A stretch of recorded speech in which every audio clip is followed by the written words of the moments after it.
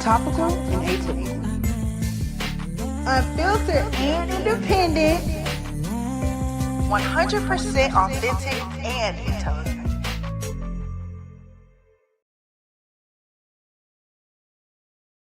So I'm here in San Diego for the first stop on the What Would the Ancestors Say mission-driven book tour. And I'm being treated really lovely and it feels beautiful. And folks are showing up.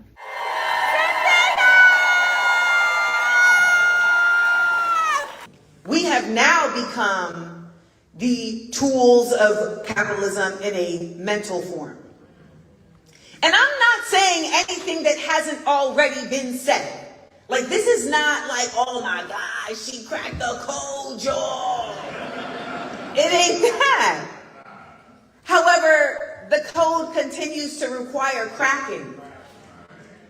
They keep coming up with new codes. And because so many of us do not see that, we don't prevent it. Baby, we knew we were free. That was the talk of the town. Shit. Man, when we heard about that Lincoln, about to bring that Emancipate Proclamation.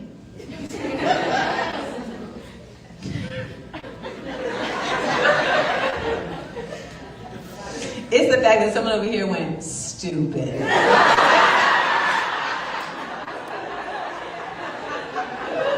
Because you're correct. They say books won't change the world. Tell that to every colonizer that burned them. Look at this. They have a free bookshelf right here at Burst Into Books.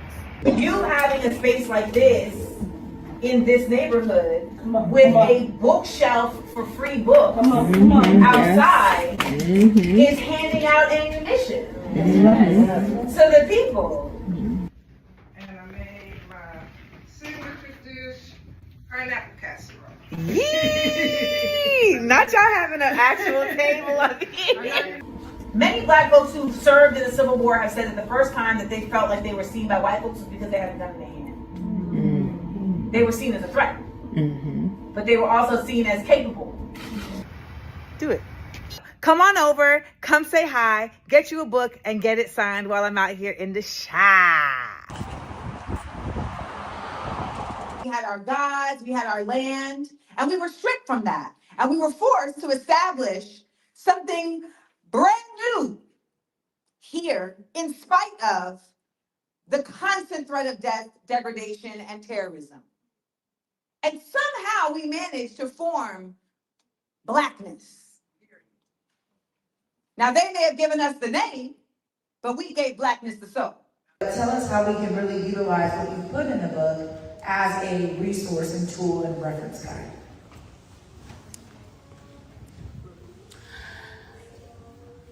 Hi. My name is Dolly, but we don't have to stay here. We can go somewhere else. We can go through a portal of imagination. Did you know that we can go somewhere where there's no limitations? Where everything that Amanda talks about in the book that came before, and all of those who did all of the things, are just a part of everything that we can be. Hey, Chicago!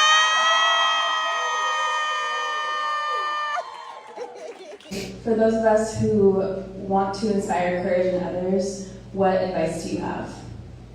Do you demonstrate courage?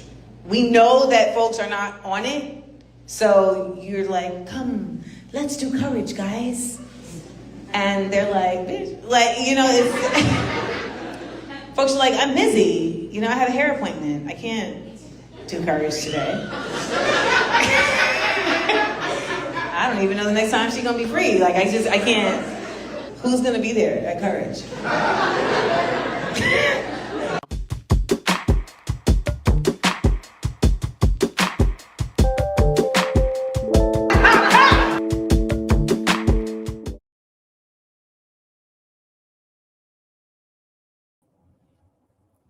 Hello!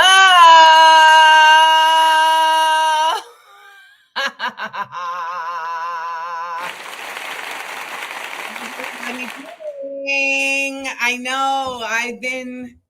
I've been gone, but I'm here. I've been gone, but I'm here, and we're here, and it is still Views from AmandaLand, and we are still that girl. Okay. We have a light room because folks is like, is she even gonna be back? I don't know if she's even gonna show up. I know that's why we only have 144 people here, but that's fine. That's fine because we still got what we need. Shout out to everybody who's gotten their copy of What Would the Ancestors Say. Very excited.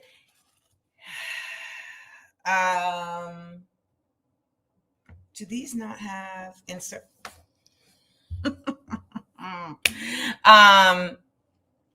Very excited to finally start seeing the books come out. Rolando, I will have you know that I have been researching how to make a calendar, and that was a piece of egg. How to make a calendar, and it's actually something that I can do it feasibly within. Wait, why was I on the Shade Room? Why was I on the Shade Room yesterday? Hold on, Fatima. Why was I on the Shade Room? Let me go on this damn internet. I be minding my business.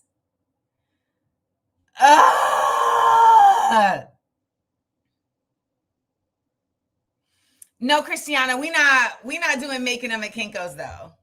Because the whole thing about it is that we can't just do it at Kinko's. Because then I got to still ship it out. Oh, I'm on the Shade Room because of what I said about Nikki. And I stand by what I said about Nikki, because what is she, I see things and it's very obvious, and I don't know. I'm trying to download it for y'all so I can show y'all so you can see it too. When I see things and they're very obvious, I think it's reality that it's obvious for me only because of what I know, not because of what we're being taught. And this is a fact. So because of that, it has to get said. I understand that we are the subject of psyops, and I understand that we are absolutely being lied to on a regular basis. So with that understanding, I have to say the truth when I see it, because I know that the truth is being lied, that we are being lied to on a regular basis. So that's just what it is. And so people can feel a way about that if they want to. But I'm sure you blocked the Shade Room, Rachel, because you are a smart person. But if you want to see the video, I will show it to you right now. Fatima knows herself and said, I am online chronically. So here's the video that is being discussed right now that I made about Nicki Minaj. Nicki Minaj working with Trump admin on plight of Christians in Nigeria. Either she's getting a check, or she was MAGA the whole time, or she's genuinely thinks that she's doing something good, which, by the way, is why y'all need to have people around you that know more than you. And by y'all, I don't just mean celebrities. Everybody should have people around them that they can consult with, that think differently than you, that hold you in a place of values. Just so you understand what's happening here with the plight of Christians in Nigeria, there is a plight of Christians in Nigeria. However, the U.S., what does that have to do with the United States? The United States is using this as a ploy, as a proxy, to find their way into Nigeria so that they can then find their way into the Sahel states of Burkina Faso, Mali, and Niger, who, as you know, are coming together to begin a process of Pan-Africanism on the continent. They are taking back their resources from France. They are saying we are going to build our own infrastructures. This undermines the global empire's goal, and so they have to try and shut it down. Now, we saw earlier this year with AFRICOM and that coon, that general who tried to say, oh, you know, they got some problems going down in Burkina Faso. They're continuing to try to make this happen the same way that they're making fetch happen in Venezuela right now. When do we stop allowing ourselves to be used? We're going to fight in solidarity. Listen to your people. Because I hit hard. Billionaires are the only minority we should be scared of. Okay, and then I just promote the book. So, yeah. And I love that Kimberly and those of you all who noticed that I made a Mean Girls reference. Making fetch happen. By the way, I look really pretty. I just wanted to point that out. I feel like I'm making fetch happen right now. Just saying.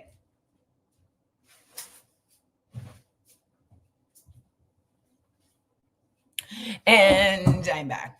But shout out to everybody who came out to the first leg of the What Would the Ancestors Say mission-driven book tour. It was really beautiful, and it really showed me a lot about the path that I'm on. And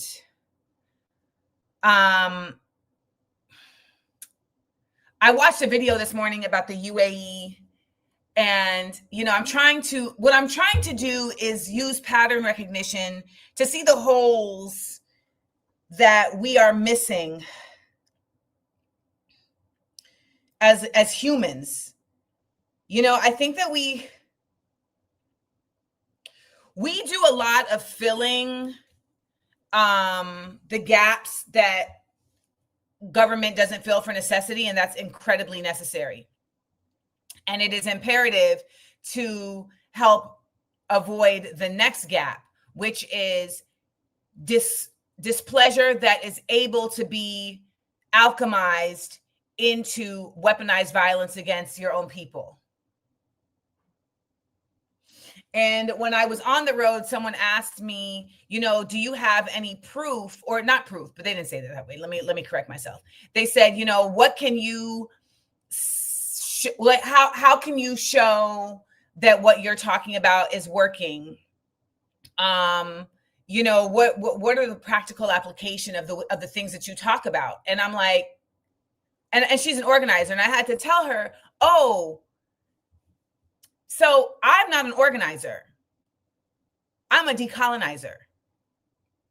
So I am here to talk about and to help folks rewire in order to be organized.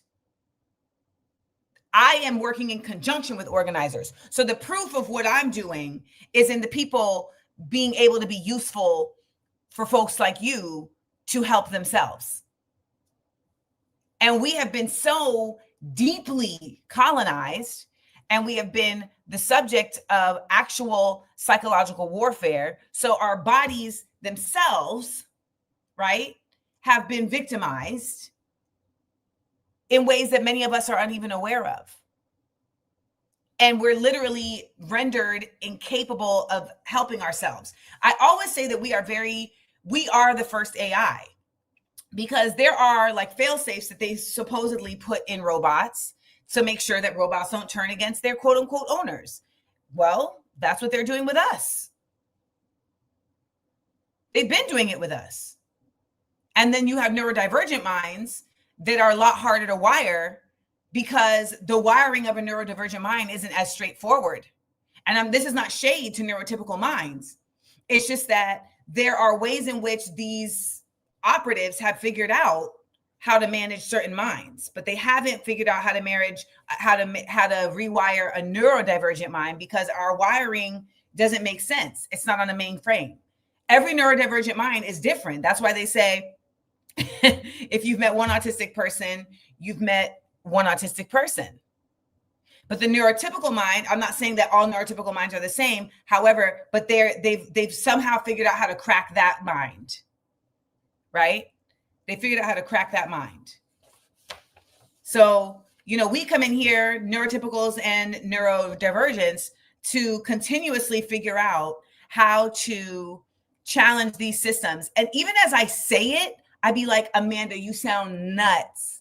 But I realize that I only sound nuts because we have been tricked into thinking in very limited scopes, even though we have proof that our oppressors are not. We have proof. We have proof that our oppressors are not thinking in limited scopes. So why would we continue to do so? So we have to challenge ourselves and continue to create spaces, by the way, where we can have these conversations, where we can consider possibilities and not feel crazy, no matter how out there they are. Unless you're talking about flat earth. You flat earthers got to get out of here because that's just silly. Okay, that's just silly. But I want to remind you that you can get your copy of What Would the Ancestors Say? What the book tour also reminded me, it let me know that people really want knowledge, and they want spaces that we're doing here at Views from AmandaLand. They want those spaces everywhere. And so it was really beautiful to see people come out, because remember, I come from entertainment. And so I'm used to people just coming out because they want to be entertained. And to have people come out because they want to be inspired, because they want to be informed, really felt very affirming, and really let me know that that artistic intellectual title is definitely coming to fruition in a real way. And I just felt proud to be serving my ancestors in that real way. And for those of you who come, and remember, I mentioned at the end of the video that I will be in DC on December 2nd, Baltimore December 3rd, New Orleans on December 11th. We still have more dates that we are locking in, but just know that those are the dates that are currently on point. And you need to subscribe to the newsletter at amandaseals.com so that you can stay on point, because things be moving and shifting and changing, and I want to make sure that you all get to come out. I also want to point out that I made a decision to make sure that the events are free so that the people can partake. So you'll have to RSVP, but you'll be able to come and take part. And if you can buy a book, you buy a book. And what I would say to that is, if someone is there that cannot afford to buy a book, and they even feel, comfortable enough to say, I can't afford to buy a book, and you have the means, buy them a book. Buy them a book. And let me tell you, moving forward, if I can get a sponsorship for, I want to be able to do a thing where it's you buy a book, you get a free book. I would love to be able to do that. You buy a book, you get a free book. So these are the types of things that I'm working on being able to do. I put it out into the world. Please mark your calendars that we are working on having an event in Nyack on December 14th. That's a Sunday afternoon on December 14th. I'm saying this because I know that some of you all live in the tri-state area, but you're like, how am I going to get to Nyack? And so you have enough time now. You have almost a month now to start figuring out how you're going to get to Nyack. Nyack is 30 minutes out of the city. It's 10 minutes from Tarrytown Metro North. So, some of you all can take the Metro North and then share an Uber. The Uber is about $30. Houston has not been postponed, Brandon. We're just in the process of figuring out the exact date. No,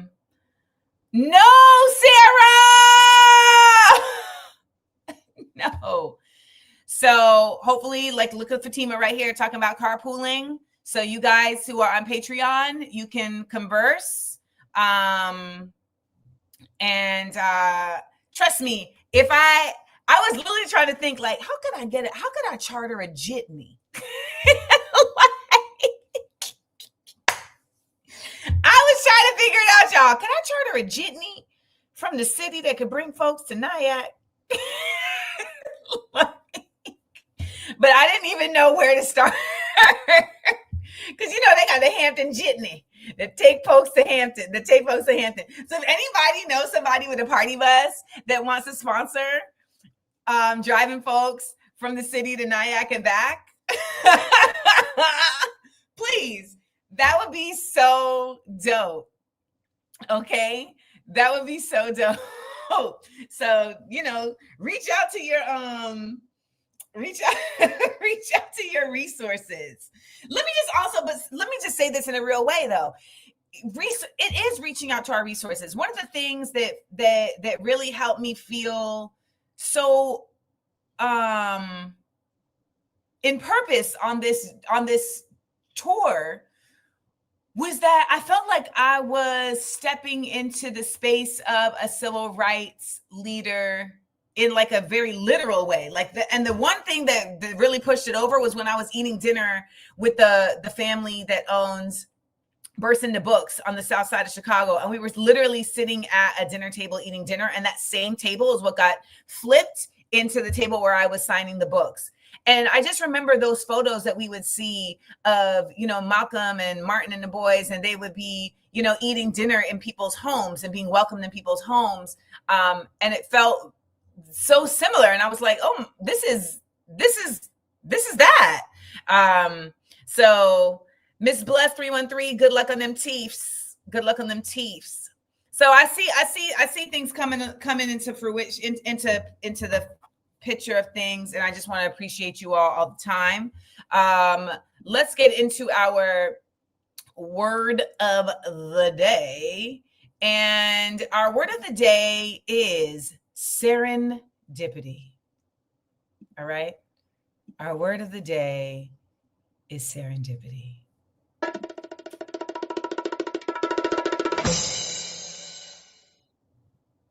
Serendipity is a noun. Luck that takes the form of finding valuable or pleasant things that are not looked for, or to an instant of such luck. I love the word serendipity because the word serendipity is basically when you are glass half fulling. You're like, oh, serendipity, right? So, Rolando, you're a mess. So let's use serendipity in a word. Let me think. You know, when I was at, some folks might consider the smear campaigns against me last year as completely negative, but I look at them as serendipity to pushing me in the direction that I was supposed to be going in. Serendipity. Yeah. Mawakuda says, serendipity is me running into Amanda Seals' work from 5,000 miles away. Ding. Jess Ramsey says, call it meta algorithm or call it serendipity, but I'm glad it brought us together. I feel you. Allison Wade said, the serendipity of finding Miss Seals when I did can only be explained as magic. Oh my God, you all are turning all of these into compliments. Oh my God.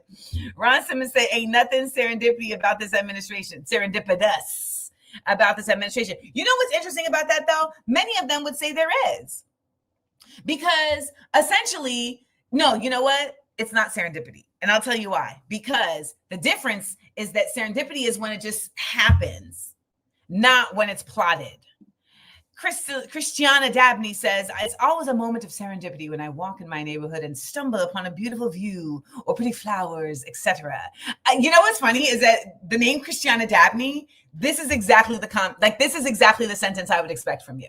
Because it feels very floral. The name Christiana Dabney feels like you are a member of the cast of Downton Abbey.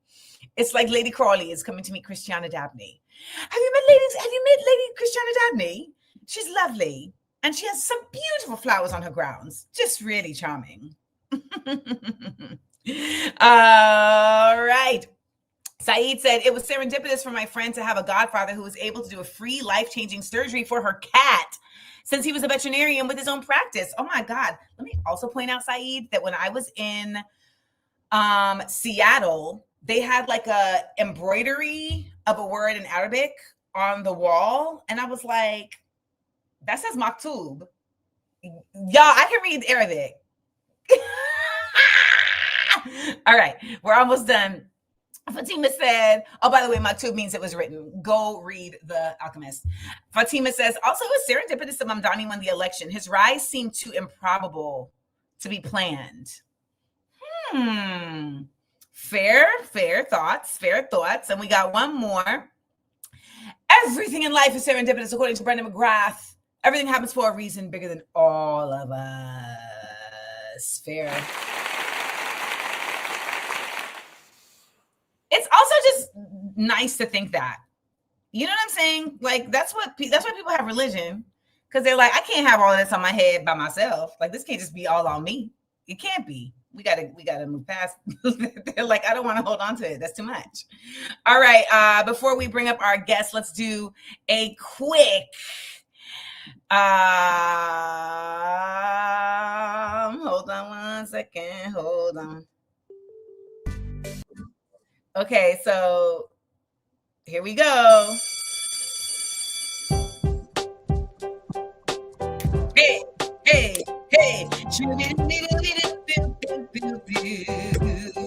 Come on. AmandaLanders here to learn.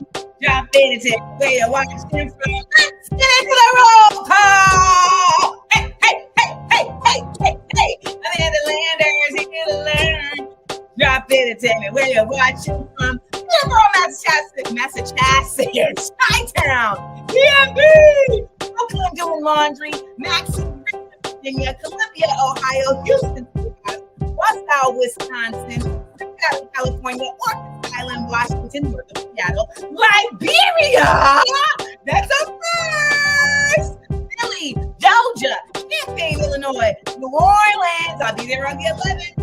South Orange, New Jersey, Durham, South Carolina, Mexico, Oxford County, Ontario, Detroit, 313, what up, yo? Akron, Ohio, 580 freeway in the O, Upper West Side, North Carolina, NYC, Milk Chocolate City, San Diego, Canada, in Toronto.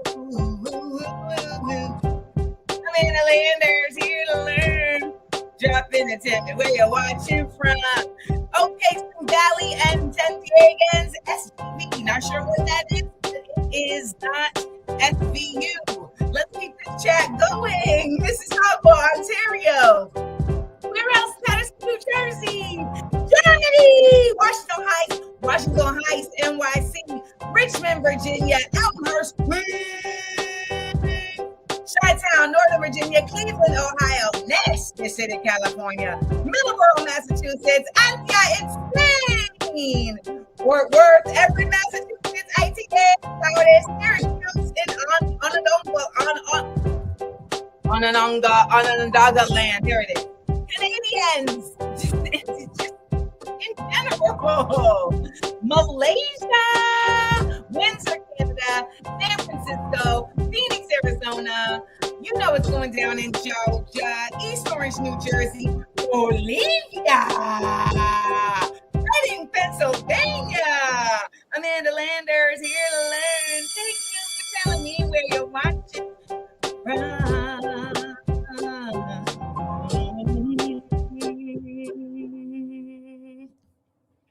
Thanks, y'all. Okay, let's get into our 60-second headlines. How about we do that? We didn't do our bonus question. Actually, I'll do it while we're with our guest so I can get his answer, even though I already know what his answer is going to be. 60-second headline. And I run down some news right quick. Run it down, mama. Put us on. Hello. What's up? Good. Well, you're in Brazil, so good afternoon. Technically, it's still bon dia, like until like 1-ish. So you got like 15 Okay, so good morning. Unless they ate lunch. When they like if they ate lunch, then it's officially boa tarde, but usually it's bom dia until like 1. Okay. You speak Portuguese. Okay. But the dreads is on fleek today, huh? Say what? The dreads is on fleek today, huh? I mean, just a little. Yeah, they dreading. The dreads are dreading today. I'm rocking with them. Right? They've really come into their own. Oh, I love it. Yeah. That's like one of my favorite parts about the dread process, when they like take on their own form and it really seems to match like whatever phase you are in your life at the time. It's really interesting, actually. I got like a whole dread theory we get into another day. All right, I definitely want to get into that another day. Well, while we're here though, normally we do a bonus question, and I say, you know what? Let me just ask it while Nico is here. So let's get into our bonus question. Bonus question. Bonus question. Bonus question. Bonus question.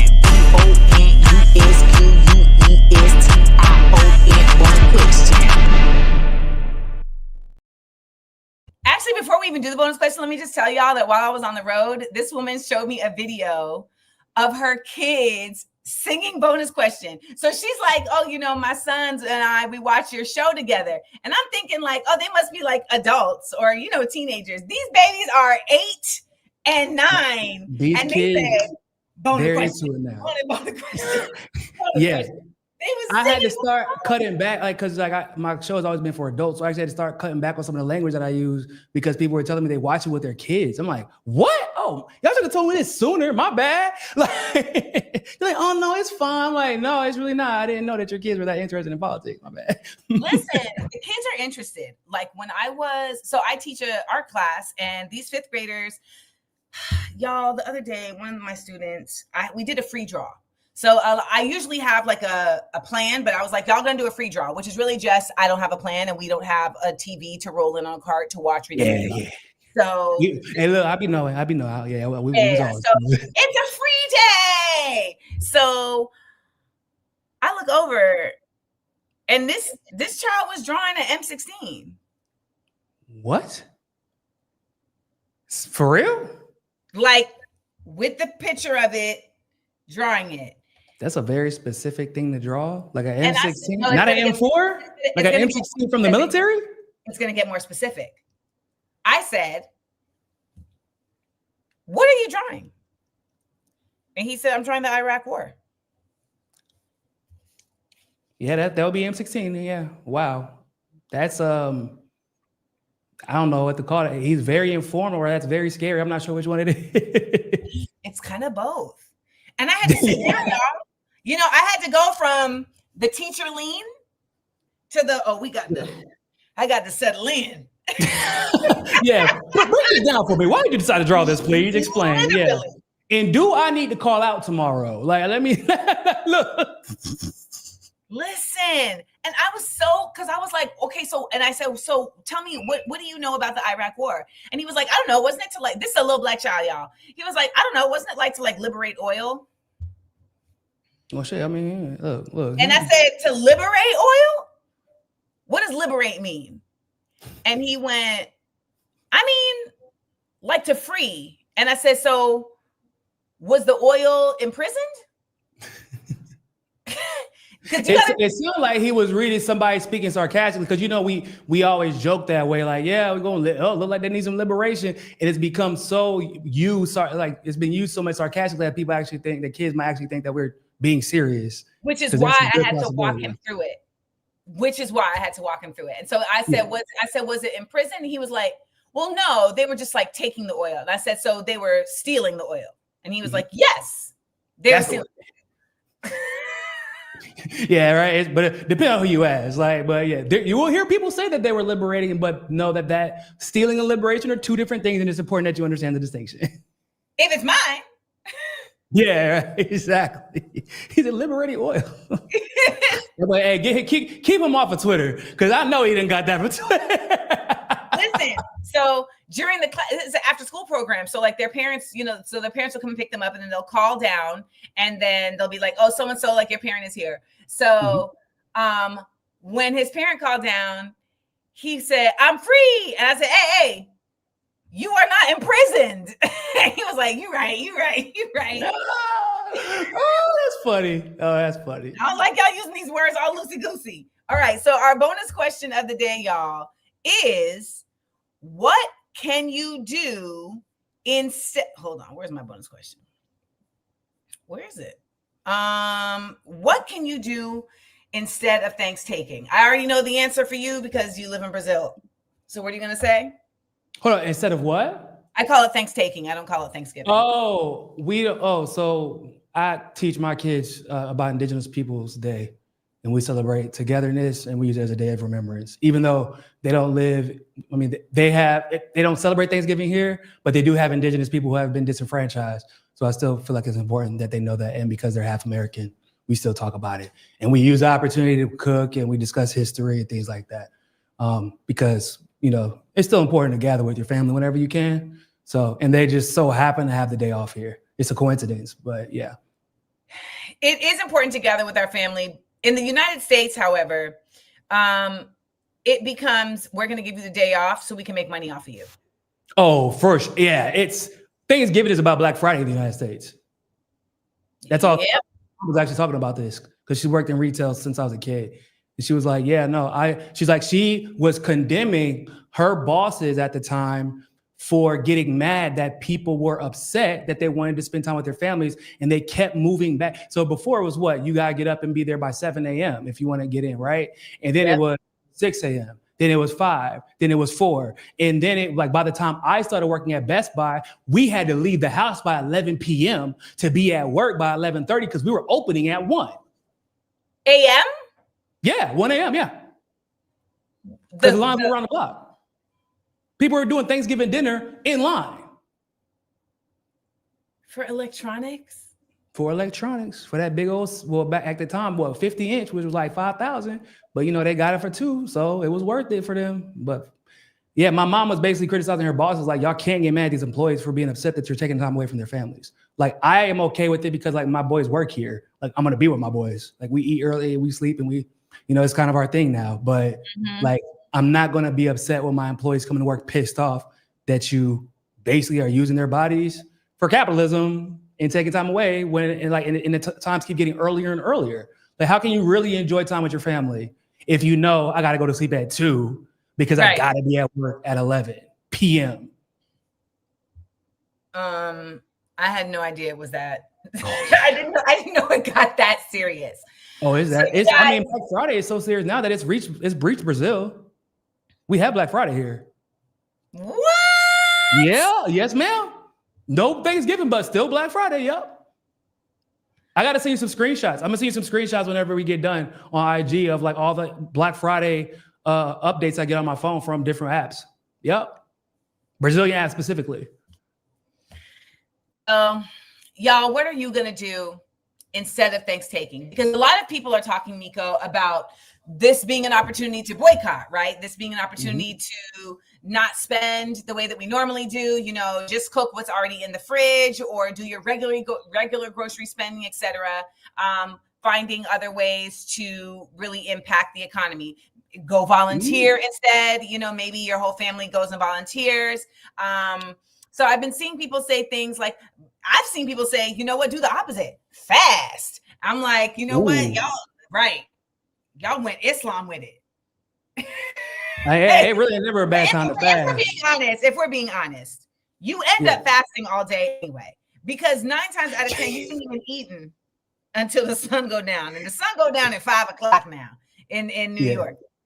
But by the time you sit down to dinner, you like, my stomach is touching my ribs. And I think that's by design.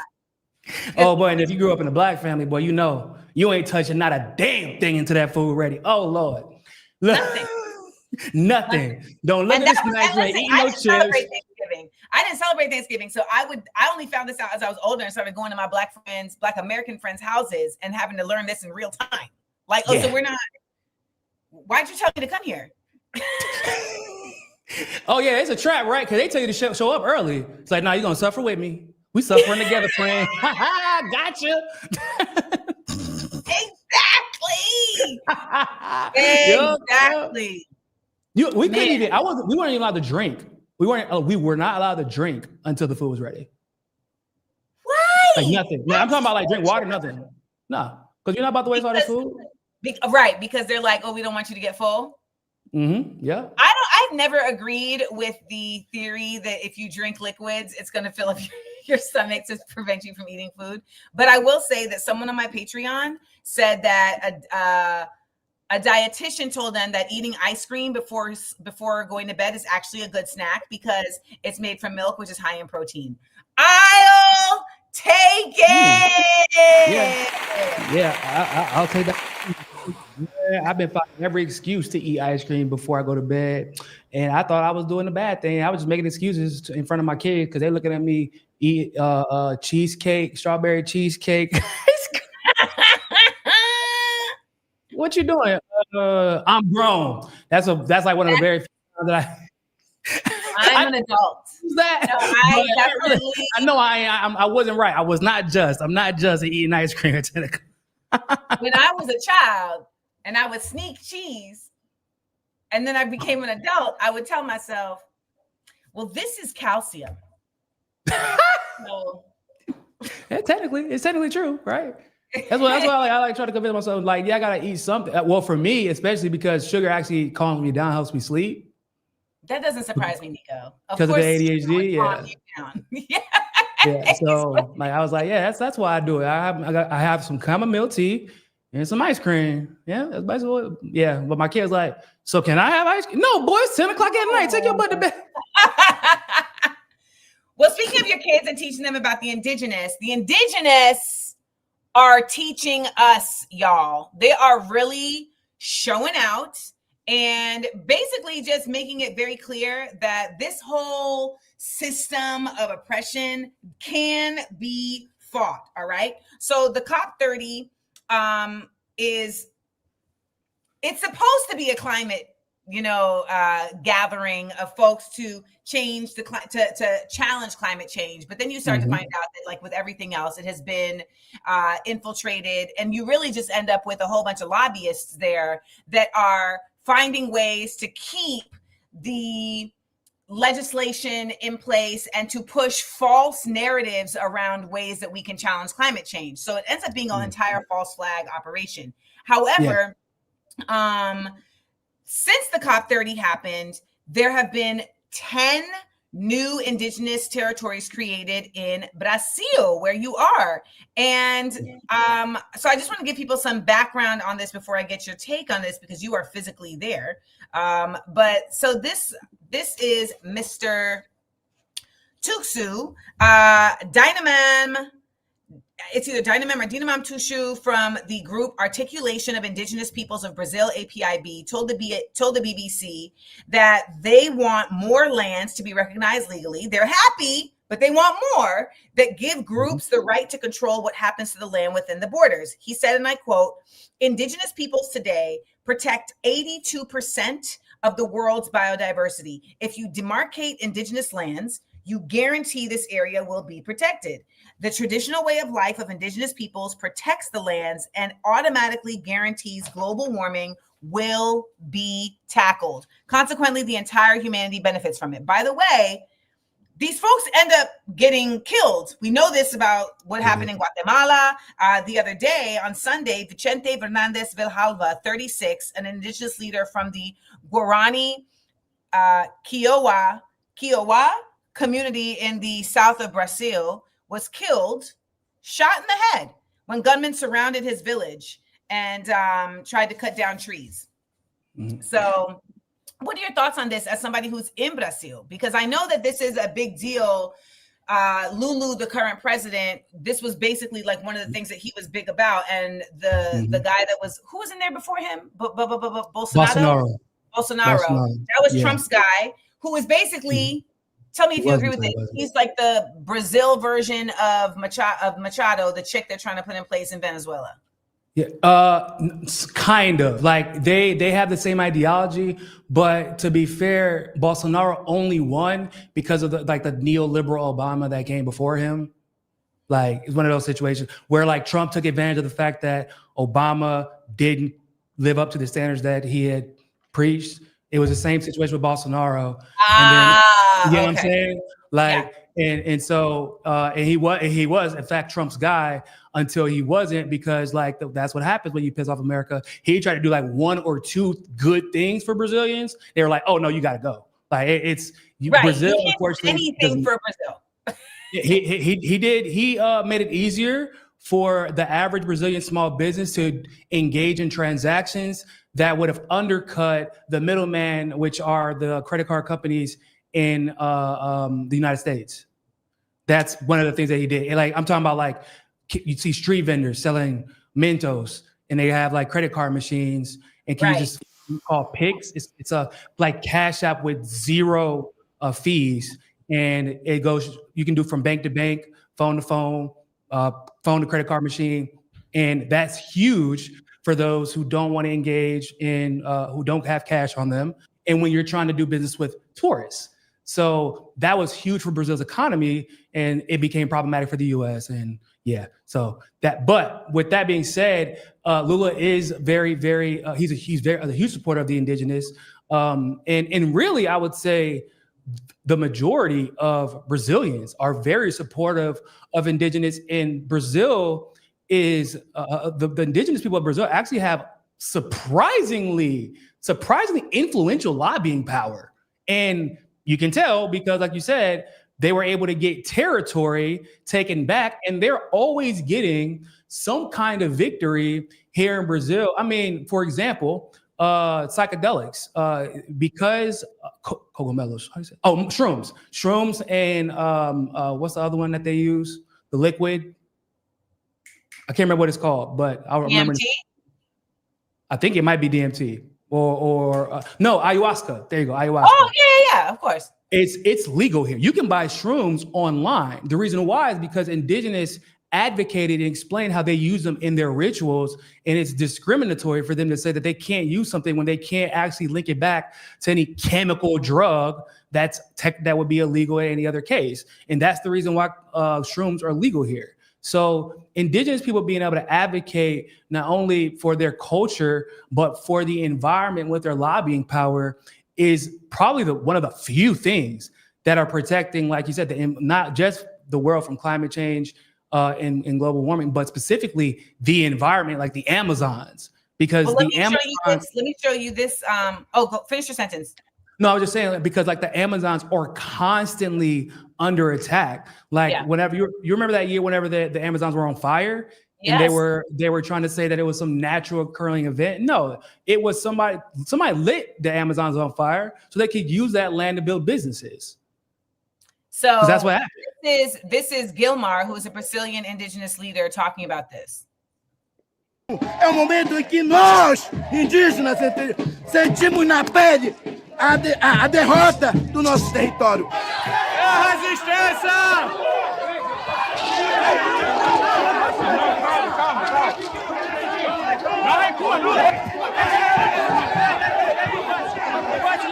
Nós não comemos dinheiro.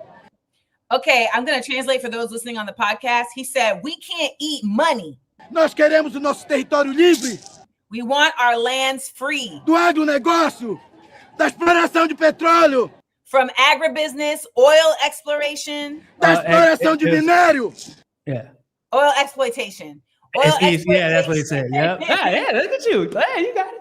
Yeah, oil exploitation, illegal miners, illegal loggers. Da exploração de madeireiros.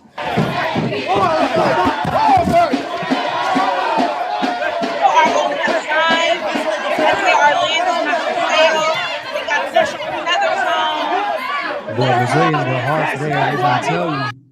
They are not playing. But that's the thing. This is not just culture. This is their people. This is their life. Like people, like it's their life. These lands that is their life, and it's not just for indigenous people. That's really Brazil in general. The agriculture here is so important. Like my wife's family, that is their entire livelihood.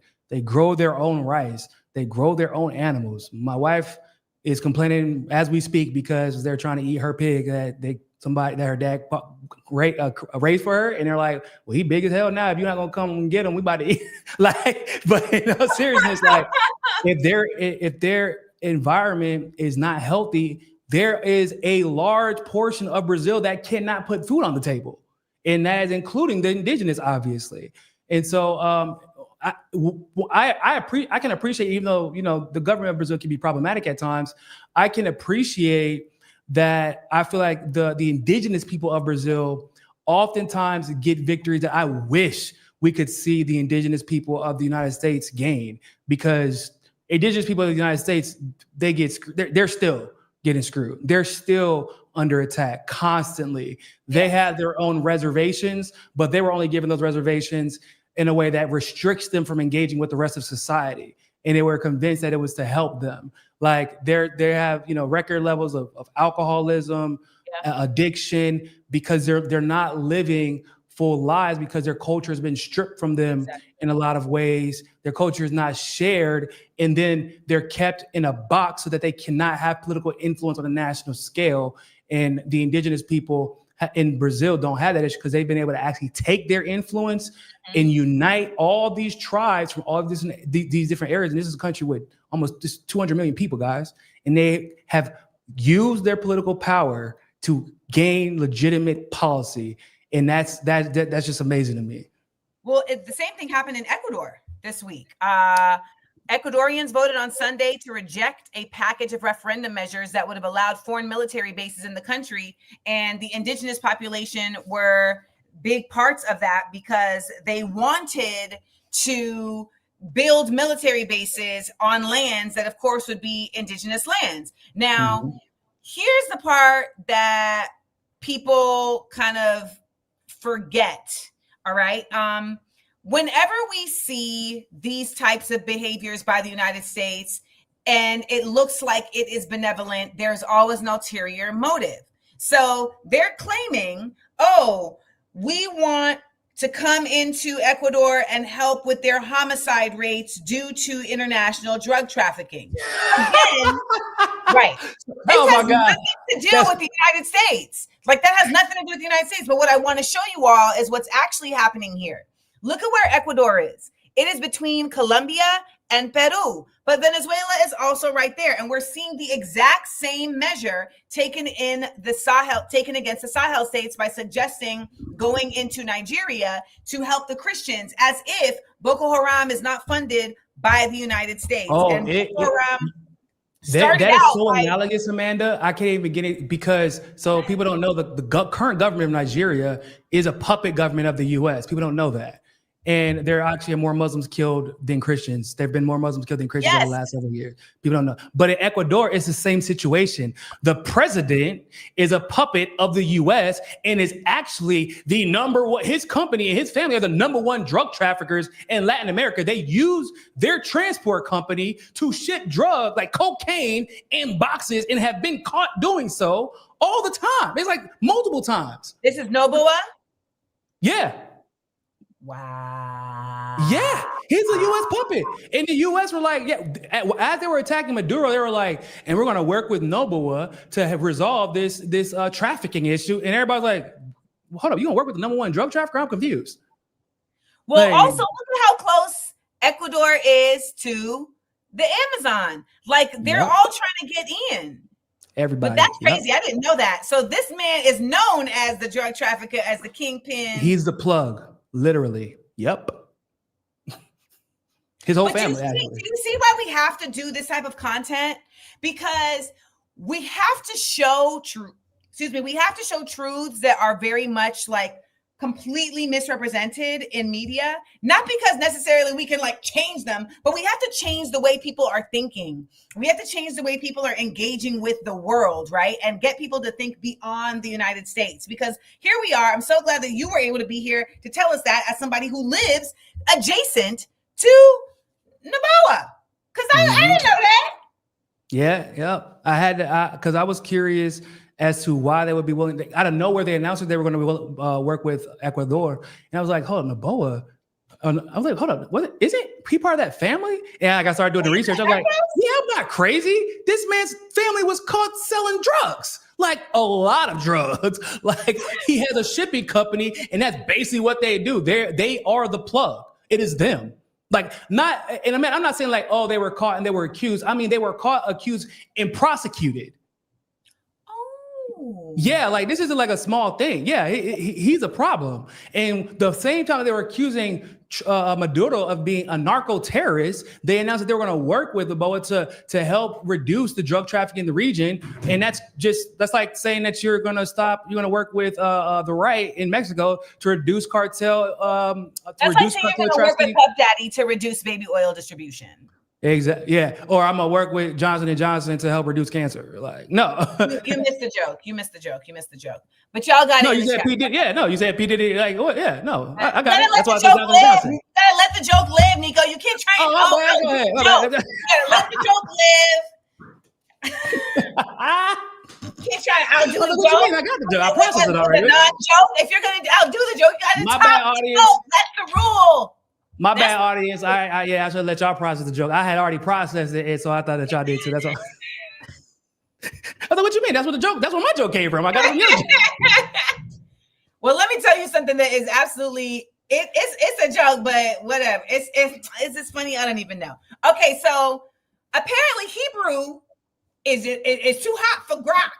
So Israeli journalist and anti-Zionist Roya Selbach, she noticed that Grok had stopped. Now, Grok is the AI chatbot on X, for y'all who don't know. She was like, why isn't Grok translating Hebrew anymore? So she started asking Grok some questions, okay? And she asked, Grok, are Hebrew translations disabled on X right now? This is the chatbot on X's answer. Yes, Hebrew translations are currently disabled on X to prevent the amplification of inflammatory or policy violating content through literal renditions. Original posts remain visible and accessible to all users. So what it's saying is the English translation of Hebrew was so inflammatory that they said, we're just not going to do it. So then she goes on. They're hiding their bullshit. She said, well, how long has this been in place? And Grok says the disablement of Hebrew translations on X began around November 16th, 2025, roughly 2 days ago, amid reports of automated tools exacerbating inflammatory content. So their own tools that are supposed to be used to support them, they're now saying, oh no, we got to turn that off. This followed spikes in policy violating posts. So literally translating Hebrew to English was violating the X policy. By the way, X basically has no policies, okay? It's intended as a short-term safeguard with X reviewing data for potential reinstatement soon. I love people who are like, it's not enough, I need more. She said, can you give a specific example? That's not enough, I need more. So listen to some of the examples, y'all. Additional examples from moderator logs include Hebrew slang for stand firm, translated as fight to the death. Now, okay, why is Hebrew slang translated to fight to the death? Maybe that's what it means. Yeah. It sounds like y'all tried to make it mean stand firm because people were realizing that it meant fight to the death. It's like, because, unfortunately, Zionists have a really bad habit of purposely mistranslating things, like globalizing intifada. So a little something like that. Look at this one: escalating peaceful resolve into perceived extremism. How do we escalate? How does the chat? How does the AI on X get it so wrong that it escalates peaceful resolve into perceived extremism with metaphorical curses like "May they wither" rendered as explicit death threats? No, that's an explicit death threat. No, that's an explicit and almost Shakespearean death threat. Like, what the hell? Right. It's very outlandish. Yes, it's very that. It's like die slow. It's not even like I'm a kid. It's like die slowly, basically. You're right. May they wither. Die. You want them to suffer. That's what that means. Holy shit. Hey, man. So because Israelis can't stop exposing themselves, we had to step in so that y'all can understand what they're saying. Now listen to this last one. Because I love that she took it to the end. She was like, we're going to take it to the end with this. Has this happened for any other language in the history? And I love that she said X or Twitter, because it's always Twitter for me. No, X has not previously disabled automated translations for any other language in its history. By the way, notice that's including Arabic. Okay, it's never had to do this for Arabic. While translation glitches and inaccuracies have occurred across languages like Arabic and Russian due to nuances in idioms or slang, they've been addressed through refinements rather than full pauses. Grok funny when it starts snitching on itself. Isn't it so trippy? But that's what lets you know that this AI shit is never going to really work, because at the end of the day, the soul is pure. And even though AI was made by the worst of people, it essentially, what people are afraid of is that anything that learns develops a soul. That's not how it works. I don't know where people get that narrative from. It doesn't follow logic. Like AI so the benefits of AI is that it can learn, and humans are always a little bit behind when it comes to learning, ironically. So like it'll learn and then they try to go back and correct it. So like there's a limit. AI is subject to the limitations of humans. For example, the reason that we have never created a car that can just run forever without dying, without replacing almost all of its parts, is because we as humans have never, and probably will never, discover immortality, right? Because if you look at a car's system, it is based off of the human body. You have the batteries in the hull, you have the altair, you have the exhaust, you have to put in oil to lubricate it, it's basically the human body, right? And it's combusting. It is. And so we haven't discovered immortality, which is why your car will always die no matter how good it is. And it's the same thing with AI.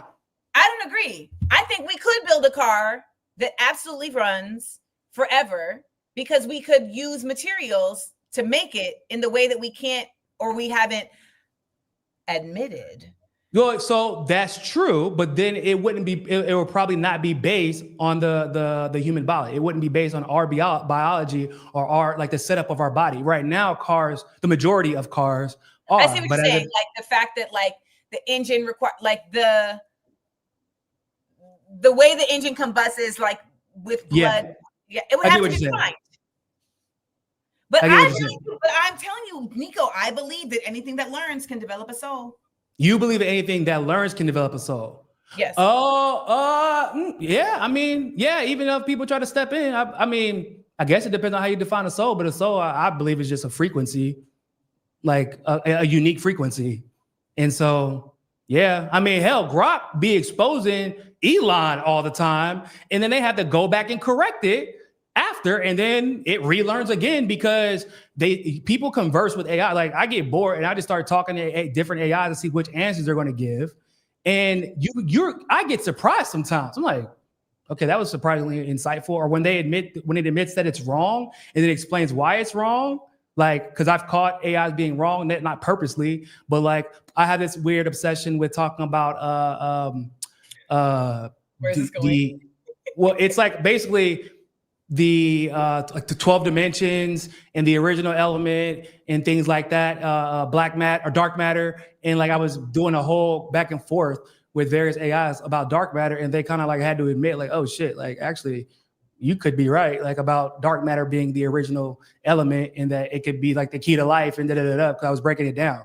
And I'm like, that's weird that you would admit that, like, but yeah, I guess you're right. Like AI at the end of the day only knows what we know. Right? AI is not omnipotent. So exactly. No matter how many people try to pretend like it is. So I guess that human limitation is actually what would also be the thing that could give it the ability to have a soul. But you know what the human limitation is? AI doesn't have ego. Ooh. Man, some people argue that ego is part of a soul, though. I'm just saying it's part of a human soul. Yeah. Yeah. Yeah. Cat doesn't have an ego. Yeah, right. Because how many humans are willing to admit up front once given the evidence that they're wrong? I mean, so much of us understand that the only way to actually get in touch with your soul is you have to have an ego death. You have to like literally kill your ego. I didn't get in touch with my soul and spirituality and being able to see like, oh, we are the land and we're indigenous until I was ostracized and had all of these smear campaigns that killed my ego. Yeah. It was an ego murder. Yeah, my ego death was like a half an ounce of mushrooms. Same thing, less drama. But but that's what it's called whenever you do half ounce. Because I wanted to be when I first did an eighth, that's when I first experienced my ego diminish. And I was like looking at the world completely different. I'm like, hold up, is everybody making decisions based on their egos? Because that's a little bit problematic. It's like every argument that I've had over the last 2 or 3 days, man, is my problems with my mom and my dad about this? And I was like, oh man, I gotta have this conversation with the world because I feel like everybody is making decisions based off their egos and they don't even know it. It's even the concept of capitalizing. Like capitalizing happened before capitalism. Capitalism was formed from ego. Like capitalism was, you know what? We feel so strongly about taking advantage of people and that's the way to fucking do it, that we're going to build a whole system around it. Toxic masculinity is based on ego, right? For you to feel masculine, someone has to be lesser than you. You have to have dominion over somebody. Someone has to serve you for you to feel like you're masculine and appreciated. And I'm like, what? That's not, how is that appreciation? Like, or how is that masculinity? But then you talk to enough people and you're like, what is the argument about? And it's based in some type of lack of appreciation that they feel that they're getting, or like for me, my biggest lack of appreciation that I've always felt like it came from something to do with my parents. And I don't know how much of a part that played in my relationships at the time, but I'm sure it did. Right. Because I was like looking for appreciation. And then as a man, I'm sure I was looking for some type of appreciation in my relationships that I may not have been receiving or I may have been misperceiving. And like, if I just loved myself and appreciated myself and appreciate what I did for me and for the reasons that I wanted, I wouldn't even need any of that appreciation. And so, yeah. Ego, man. Every time I talk to Niko, we end up in a therapy session. Every time. Whether it's you, me, both of us be in therapy. So wait. Yeah, and by the way, if you have not gone to therapy, go. I don't care if you're one of those people who say I don't need therapy. You're the main one. You're the main one. All right, this is our last topic. Abolish these post haste. Okay, first let's talk about the New York freaking Times. Can we make a case for overthrowing the New York Times? I saw the New York Times literally did an article, an opinion piece called "The Case for Overthrowing Maduro." And shout out to Current Affairs magazine journalist Nathan J. Robinson, who literally offered to folks, if you send us proof of cancellation of your New York Times subscription, we will give you a free year-long digital subscription to Current Affairs magazine, which I appreciate. But he also wrote a really great article in Current Affairs about how deeply disturbing and how there should be accountability for journalists who are doing this, who are using their platforms to support this type of infraction by the United States. And who are doing so on behalf of the United States and likely receiving money to do so and not divulging it. Yes. And they're doing it in the New York Times, which is supposed to be the, what's it called? The magazine, the newspaper of record, right? Yeah. Like they've named it as like, we are that girl. And it's like, okay, well, if you're going to be that girl, then you need to be on point. And we know for a fact that they are absolutely not.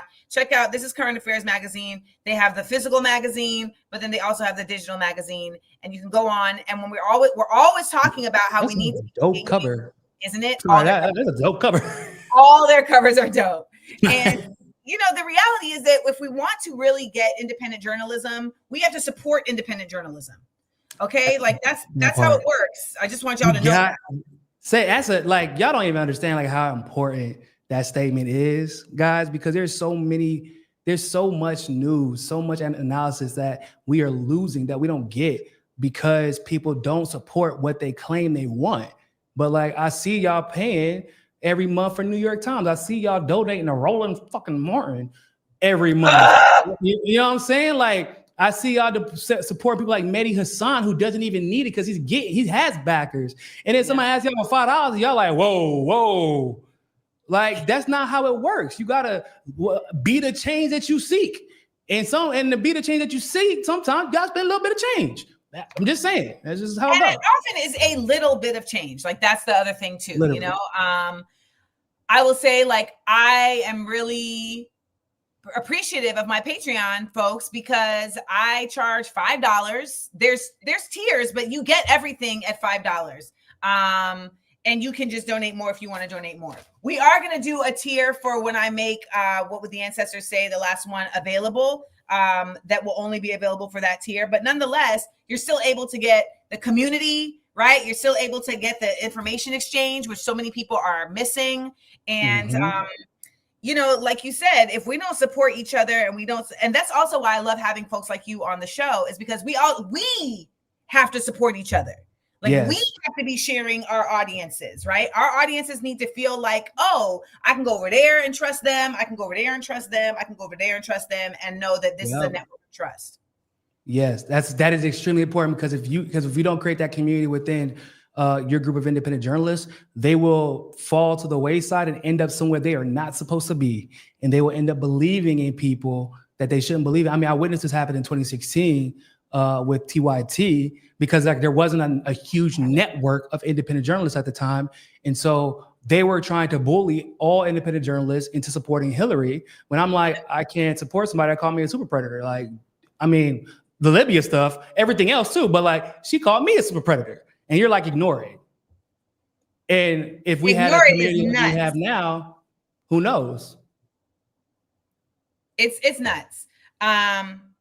Okay, I want to rush through these because I want your thoughts as a super predator. I think we also need to abolish the United Nations. I agree.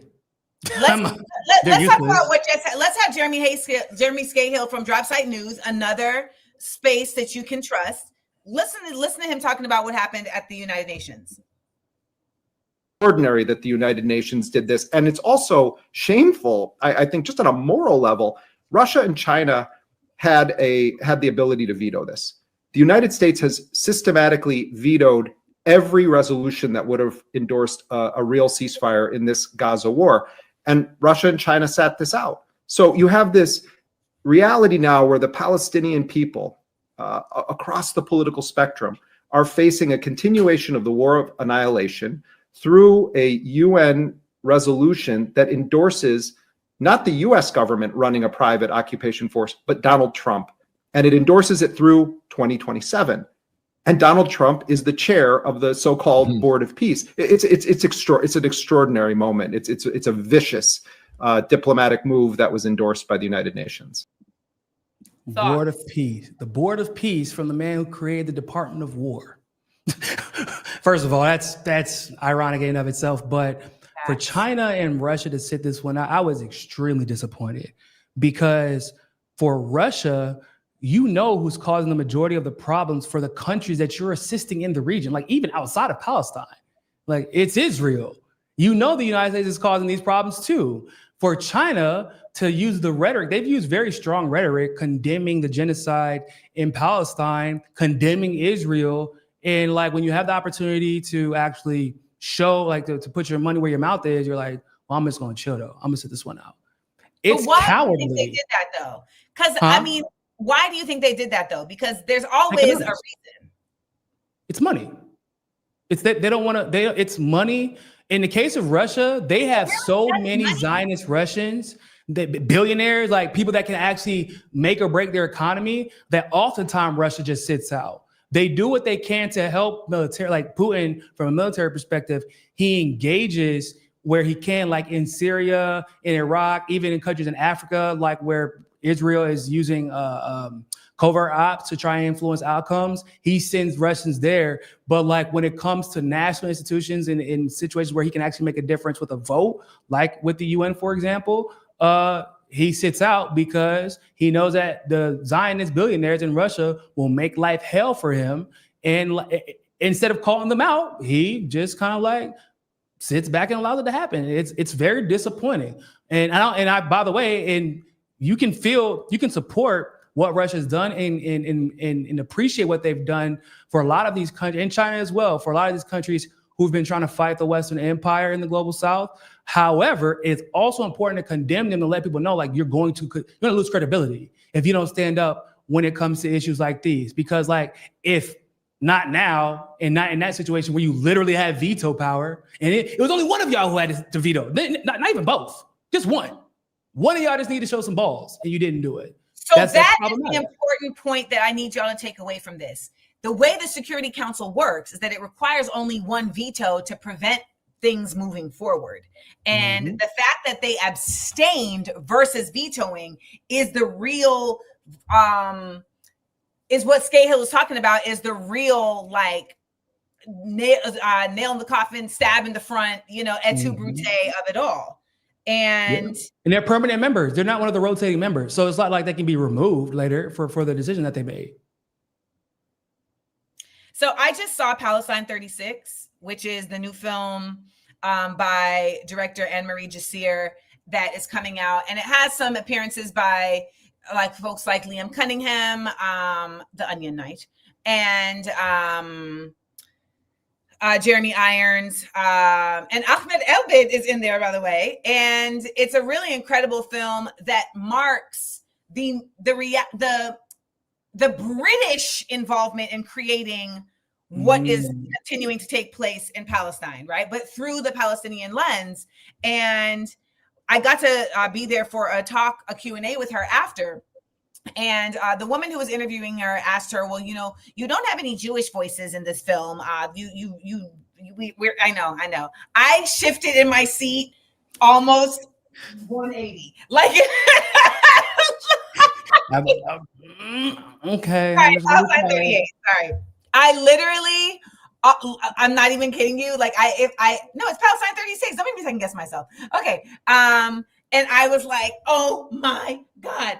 And she was like, but why? So why did you make that choice? And the Palestinian director was like, well, because the film is really about Palestinians.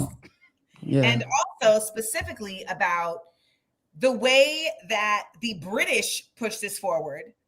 And so when people are talking about the American involvement in Palestine, I want to also point out that Tony Blair is also supposed to be on this board. The former PM of Britain is supposed to be on this board that is headed up by Donald Trump. So when we talk about how deeply connected these folks are and like why it would be shocking that China or Russia would not vote, these are still all folks that feel like, well, we're of a special club. Yes. And unless we're going to actually go to war, we're going to not do too much. Yep. And let's be honest, like Russia and China, as much as they are confident they could win a war against the United States, they don't want one. Like they could win one, but they don't want one because they actually value their people. And a lot of the times they're not even considering going to war with the United States unless it is going to, like, it's going to be them versus the United States, not a proxy. Like if it's going to be a full-fledged war, and they don't want to be baited. And because everybody, justifiably so, everybody is worried that if any of them ever got to war with each other, it's going nuclear. And it's always that, and they know the United States doesn't give a damn. So they have to. And they have to make these calculated moves.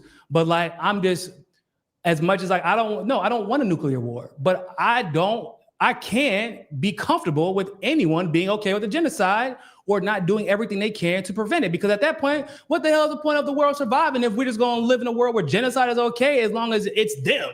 You know? Okay, like, wait, real quick before we go, this is my last one. I really want to see the Democrats abolished as well. Yeah. Did you see this? Which one? Oh, well, what you about to watch is a video of the Virgin Islands representative Stacey Plaskett, a sister and a Democrat, being fed lines to ask by Jeffrey Epstein. Newly released documents reviewed by the Washington Post appear to indicate that during a 2019 hearing where Michael Cohen testified, Stacey Plaskett was in an email conversation with... This was when Barack Obama was president of the United States. Jeffrey Epstein, who was communicating to her via email, and then she's responding. So literally they lined up the emails, y'all, with the actual video of the hearing. So right now, I'm doing this for my podcasters, if you're listening. Stacey Plaskett looks like she's chewing, and then they show under her video, they show the email from Epstein that says, "Are you chewing?" And she gonna reply back. And while we were once driving through a struggling neighborhood in Chicago. Not anymore. And then we see her stop chewing. He commented that only black people could live that way. Attorney-client privilege, yes, I will turn. So I'm going to let y'all watch this video. You literally can see the emails where he is telling her what is happening in response to what Cohen is saying. Cohen refers to someone as Rona. Stacey emails Jeffrey Epstein and says, "Who's Rona?" And he replies back, "That's Trump's assistant." But he doesn't reply back fast enough. So even before he replies back, she says, "Quick, I'm coming up next." I think it's and other individuals, Ms. Rona. Who are those individuals? Are they with the Trump organization? They are. Are there other people that we should be meeting with? So Alan Weisselberg is the chief financial officer. You got to quickly give us as many names as you can so we can get to them. Yes. Okay. Now, Niko, I want to also point this out. The fact that she is able to lie like this is wild. To be caught like this is wild to be caught like this. I want you to understand also that Epstein's Island was in the Virgin Islands, of which she... Yes. Go ahead. I was going to say the same thing. People don't know that's where his island was, and she was getting money from him, and he was paying off the government, the Virgin Island government. Like, that's how he was able to get away with so much and not be surveilled. Israel. Like, that's the thing we have to continuously bring it back to. He has been proven to be an agent for Israel. He was not operating simply as just, this fun-loving guy. Like, even when they say he's the most notorious pedophile, it's like, I think it's deeper than that. I don't even think he was even doing the pedophiling. I think he was literally just carrying out the op. I think he engaged in some, but like the politicians that he was blackmailing were doing more. Like, he was carrying out the op and probably was involved in it to some degree, but like that wasn't his original intention. His intention was to do the work for Israel because he was an idiot. He would have never been a billionaire if he wasn't a useful op for Israel. Like, that's why he was a billionaire. It wasn't because he was actually smart. It was because he was a great investor. It was because he was innocuous at the time, because he wasn't a public figure. He wasn't a politician. He wasn't one of these billionaires that had made a bunch of money from the stock market like Warren Buffett. So they took somebody who was a dumbass and was like, "Hey, man, go blackmail everybody," basically. And we're going to put Ghislaine Maxwell, whose dad was an agent of the Mossad. Robert Maxwell was Mossad. I mean, the prime minister was at his fucking funeral. The ex-prime minister of Israel was at his funeral. And he literally said the words, "We can't even tell y'all how much Robert Maxwell has done for Israel." Like, that was his daughter was Epstein's handler. Okay, guys? Like, he was an agent for Israel. Acosta, everybody remember Alex Acosta, who gave him the sweetheart deal? And when he was asked while working for Trump's administration, "Why'd you give him the sweetheart deal?" He says, "Above my pay grade." He works for the intelligence community. So, I mean, when he's sending email to Congress people in the middle of a hearing, it's hard not to believe that. And she's a Democrat, and I need to make this clear. She is a Black woman Democrat, and when we continue to play identity politics and make it stand over the reality of the way that corruption is existing within what we call politics, but what is supposed to be government, by the way. Like, we call it politics to like place it over there, but it's actually government. And we're going to talk with our next guest about the ways in which government is used to carry out colonization in a whole other way. But do you agree with me that we need to abolish the New York Times? Oh yeah, yeah. The New York Times is just a CIA cutout at this point. Yeah. The United Nations. 100%. Yeah. The Democrats. Oh, probably more than any. Yeah. Like Democrats are dangerous, and being a Black man, being a leftist. I guess I probably would consider myself a radical. Like, the Democrats are the most dangerous. They're the most dangerous to the leftist movement. A radical? Probably. Yeah, I mean, because my definition of radical is sensible. Like, I feel like I'm sensible. Yeah, exactly. Yeah. Yes. It's just that sensibility is considered radical nowadays. That's why I'm like, I guess I'd be considered radical. But yeah, no, the Democrats are the ultimate barrier to progress because the ones who seek progress, they're the first co-opted by Democrats, right? So that's why I feel like they're the biggest barrier. So yeah, we definitely need to abolish them. Well, we're not going to abolish you, Niko House. We appreciate you. And thank you so much for joining us. Where can people get more Niko in their lives? Follow me on X at Real Niko House. It's Niko with a K, by the way, not a C. On Instagram as well at Real Niko House. Make sure you follow us on Hotspot on X at Hotspot, where we do videos every day about whatever breaking news is happening that day. And we post updates from the news. And thank you for always being willing to join and for having me on your platform as well. Like I said, y'all, we have to support each other or else we're just talking BS. That's basically what we're doing. It's just bullshit. Yeah, basically. Talking canary in a coal mine. Canary in a coal mine. I'll see you soon. Appreciate you. Yay! Okay, we're not going to waste any time. We're going to get into our next guest because it is intense. It's deep. The knowledge is what I'm talking about. Let's get into it. AmandaLand.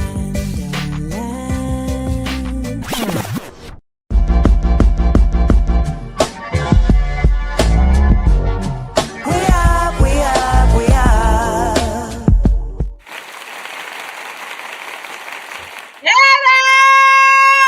Adam! Y'all. Hey, thanks for having me. We are joined by Adam Paul Susaneck, who I want you all to know cares a lot. All right? Paul, listen, y'all, most folks are like, what time I need to be there? That's it. Adam was like, can I show photos? Can I show videos? I need them to get the information. And I really appreciate that. And Adam, I have all the photos. So I have all the photos. I have the video. I have the PDF. So I have whatever you want me to have for this conversation about. Okay, good. For this conversation that is segregation by design.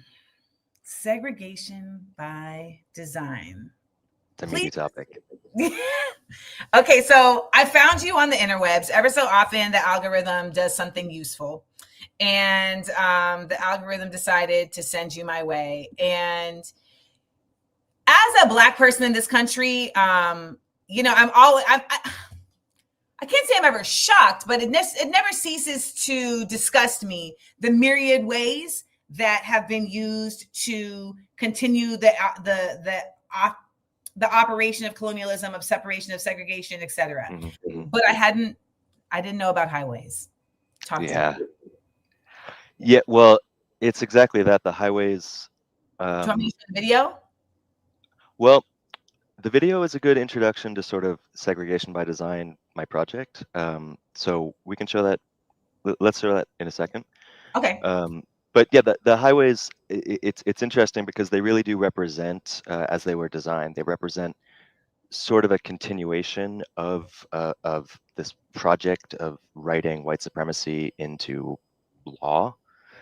It's you can see it sort of as a form of shifting tactics. Like after federal desegregation in the 50s, you know, with Brown v. Board of Education, and then with the subsequent Civil Rights Act, a lot of the official barriers to, or rather, a lot of the official legal mechanisms that upheld segregation were invalidated federally. So then what comes along is the highways, which are able to then draw that color line that was technically invalidated, but they're able to draw that color line in physical space in a much bigger way than it was before. And in places where it wasn't already, like the train tracks is a famous example. Right.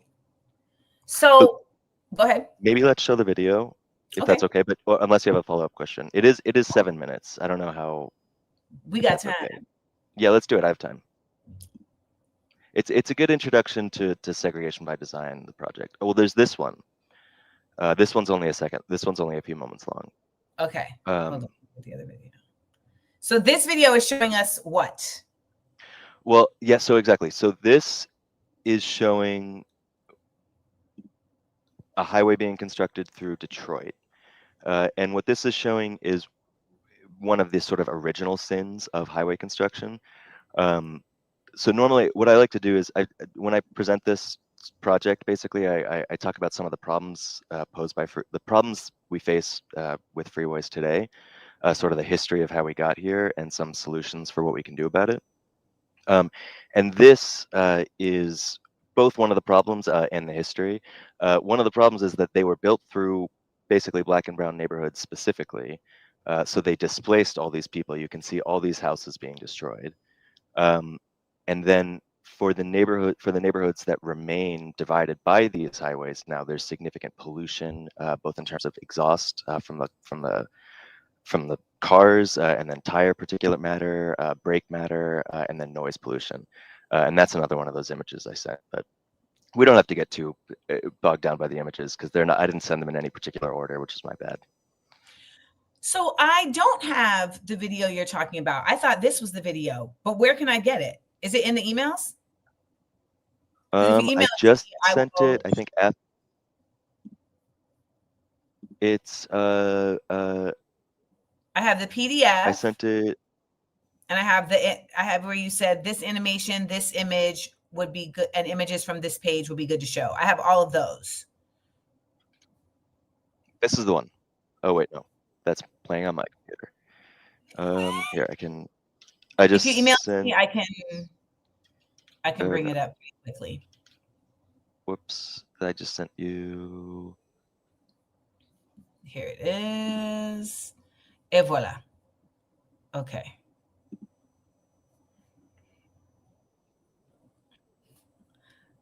Oh, but this is a link, not the actual video.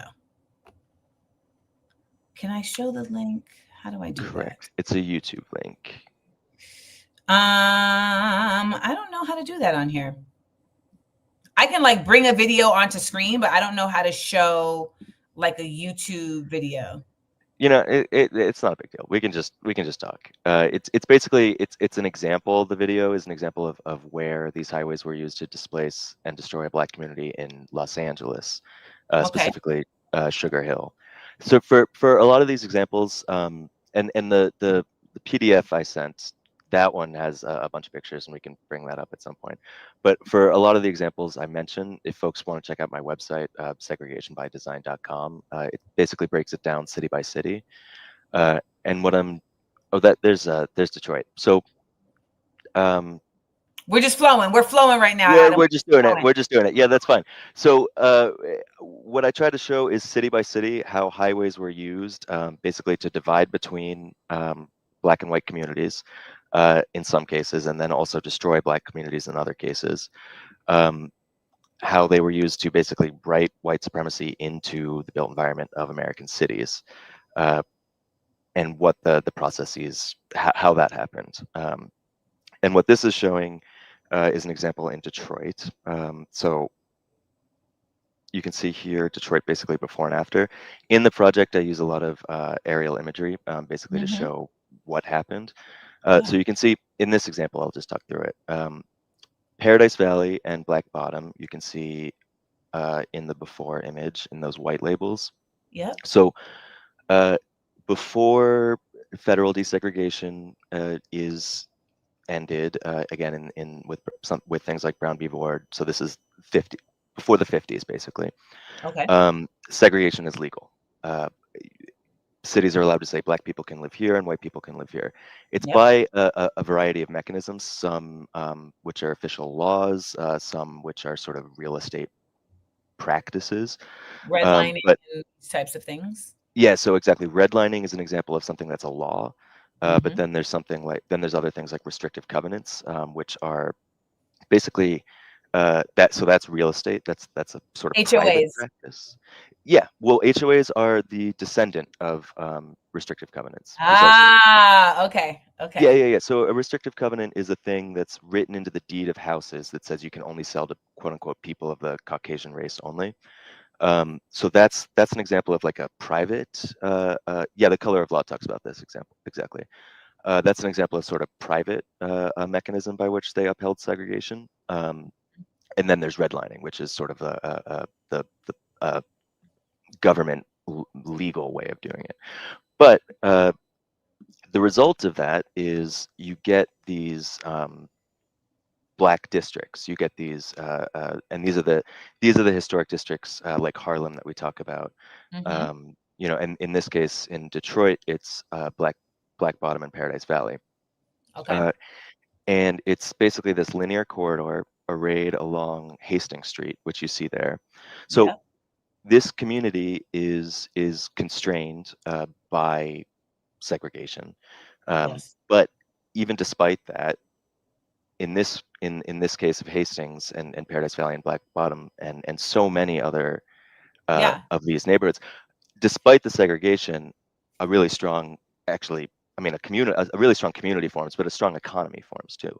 Yes, because you have to spend within your community. Exactly, and you see these corridors, in this case Hastings Street, and if you go back to some of those other pictures, that was sort of Hastings, the with John Lee Hooker with the guitar, that was Hastings. Oh, that's yeah, that one, that's a good one. The other one. So the above picture is the thriving Hastings with the record stores and the Porter Market, etc. Yeah. Well, and exactly. Now. And the bottom is what it is now, exactly. And what's interesting about the Hastings case is these two images, the before and the before images of this one and then the other one, these are actually both album covers. So it shows that, this one. So even at the time, there's a conception that this was like a special place. I mean, it's like 125th Street in Harlem, you know, right? Okay. It's Beale Street. It's a thoroughfare. Exactly. Of commercial activity, but then also cultural production. You know, and we get out of something like Hastings Street, you know, Joe's Records, where John Lee Hooker is standing in front of there. That's where Aretha Franklin records her first album. And her dad was also very famous, Reverend C.L. Franklin. And he records his first stuff at Joe's Records here. And I actually got these images from, so Joe Van Battle is the owner of Joe's Records here. His daughter, Marsha Music, I got these photos from her. And she has an excellent blog post. It's like more than a blog post, an excellent piece on her website, The Detroitist, all about her dad's experiences. So it's, and you see they route the highway right down the middle of the of Hastings there. So the highways. Okay, so to set the stage, set it for us. Yeah, it's so you see this before image, the 1949, right? So there's the black corridor that is basically arrayed along Hastings that is policed and confined by segregation. The rest of the city is largely white. It's largely working class. This starts to change after basically around the turn of after the 20s with the Great Migration, which I'm sure you're familiar with. But the Great Migration is a movement of 6 million rural Black Americans from the South, basically to northern and western cities. The largest, you know, the largest destinations are like New York and Los Angeles, Chicago, but Detroit's also a major one. And so this is happening. So Detroit is actually a really representative example. So I'm talking about Detroit here specifically, but this happened all over the place. So there are more and more Black people coming into cities, and in coastal cities, there's more and more immigrants. So cities are becoming more non-white, and this to some extent kicks off white flight, unfortunately. Basically, as the non-white populations are rising in downtown areas, and because that's where a lot of these people are moving, because that's where A, cheap housing is, and then B, that's where jobs are. So as the racial makeup of the inner city is changing, white people are basically moving out to the suburbs, and that's not because each and every one of them is necessarily a racist. That's because there's a lot of financial incentives set up for them to do that. Redlining being one of them, basically saying that you can't get a mortgage in any neighborhood that Black people live in, which gives an incentive for people who can move out to move out. Oh, wow. I didn't know it was the reverse as well. Like, so they don't want white people living in Black neighborhoods either. Oh, precisely, exactly. Yeah, so there's push and pull factors basically that cause. So okay, I guess what I'm trying to set the stage here for is white flight, right? Because this kind of explains then why this area is destroyed. It's not just purely. I mean, it is largely racial malice, but there's an economic logic behind it that I'm trying to set up. But basically, mostly white cities become largely non-white, and there's various things that incentivize white people to leave. There's sort of the push factor of the Great Migration, which is all these non-white folks moving into downtowns. And then there's, especially after World War II, there's the pull factor, which is after World War II. This is how they created Israel. It's the same. It's the same mechanism. We're going to push you out of Germany and Europe with anti-Semitism and fascism, and then we're going to pull you into Israel with incentives. The history of that I'm not familiar with, but I think it's probably similar to how they. Oh, I'm telling you. I mean, this is a fact. This is like you go to Israel. Oh, yeah, absolutely. Yeah, this is a fact. Like you're incentivized to go to Israel as a Jewish person because you are going to be given subsidiaries. You're going to be given free healthcare. You're going to be given money for a home, money for school, et cetera, et cetera. And so there's the push and the pull in order to create an economic space that can be then utilized for whatever purpose, or exactly. It's about like clearing out of people to then create a space for, yes, precisely. Okay. And we can we can get to pulling Jewish folks to, because I'm Jewish, but I'm an atheist. We don't practice. I mean, I don't care if you're an atheist. I care if you're a Zionist. Oh, I'm absolutely an anti-Zionist. Don't worry about that. I assumed, because you can't. I have a joke that I say. I don't want to say it here, but say it. This is the place we all. Our literal quote is "By any joke necessary." So say it. It's like people. It's like I don't want to say it. But regardless. Adam chickened out of the joke.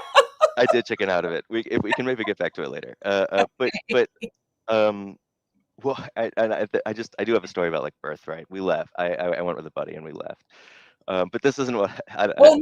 So let me just tell you, we're going to eventually get to that, because the question I'm going to ask you is, how did you become a kind of person, specifically a white person, who cares about this? Like, we're going to get to that, because this type of work, we can't just talk about this type of work in the silo of the work, because there's a certain type of person that pursues this knowledge, right?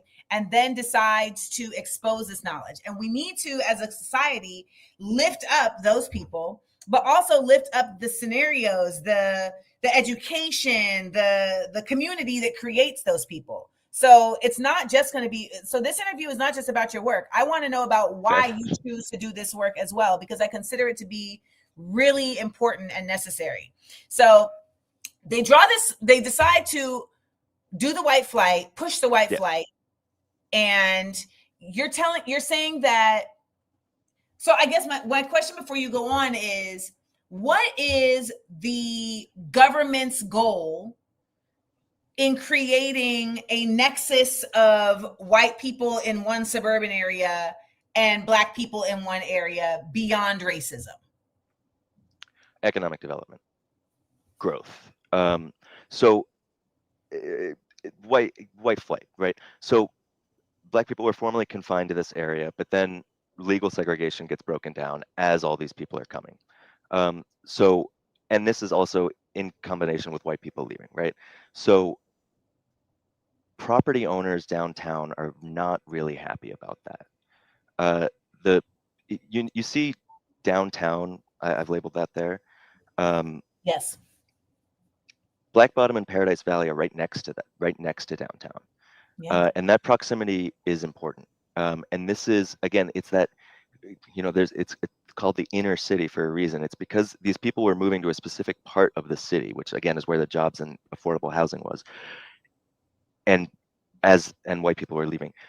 The people who own property in the commercial districts downtown are really, really unhappy that now they're surrounded by this racialized inner city.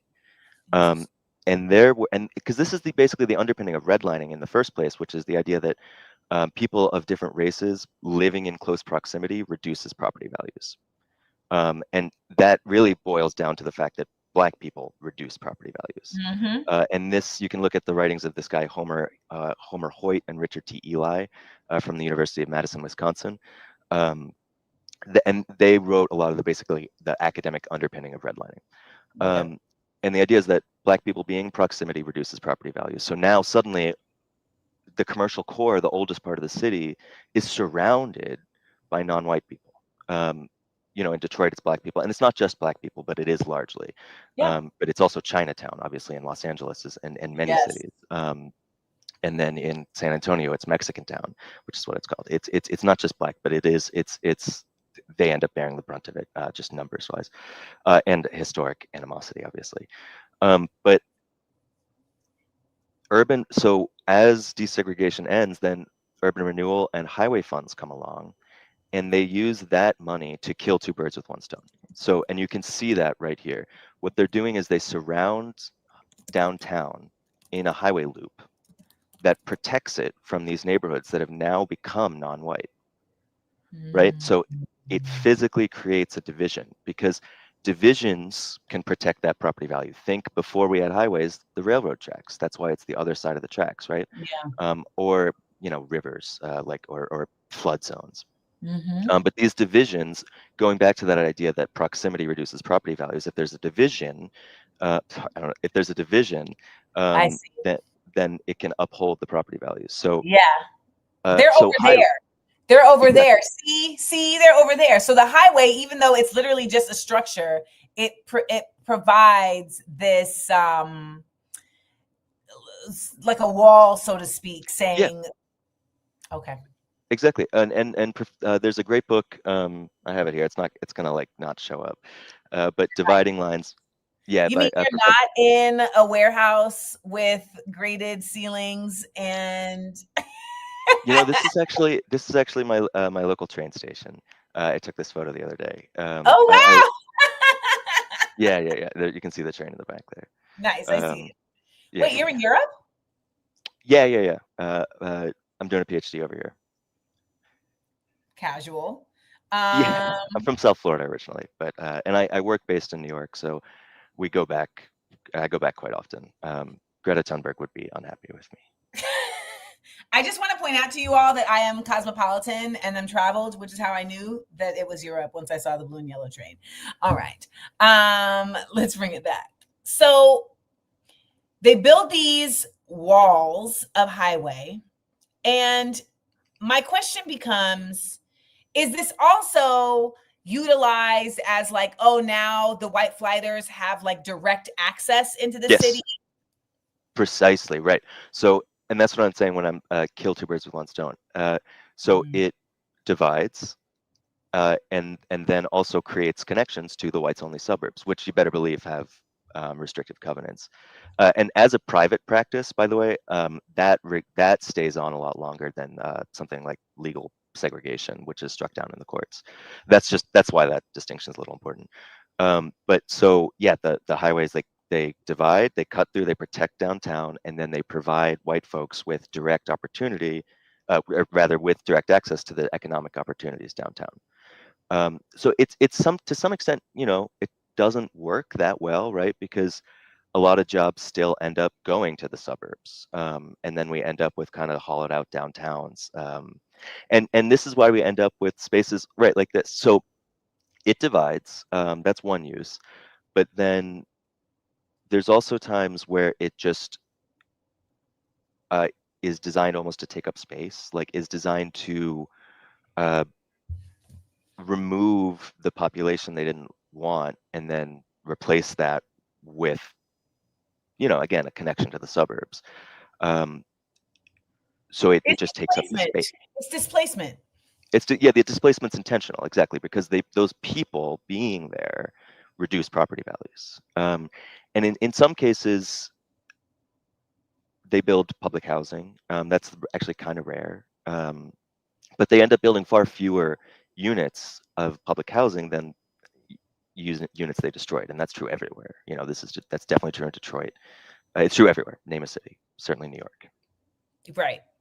And even when they build the public housing, they don't like protect it. They don't support it. They create kind of dens of criminality that they can use to then bring people back into the prison industrial crisis by creating public housing that they don't provide resources to. Yeah, and well, precisely that, exactly. And then also they will locate, yes, very well said. And then they'll locate it in areas that are already largely Black and already largely poor. And this happens especially in like New York and Chicago. And this explains why, you know, when you look at some of these before and afters, they just destroy a neighborhood and then replace it with these tower blocks. And the result of that is that what you do there is you replace a lot of owners with a lot of renters, practically speaking. Wait. We can't skip over that. Well, that's a whole other element. Because there's the sort of no, go on.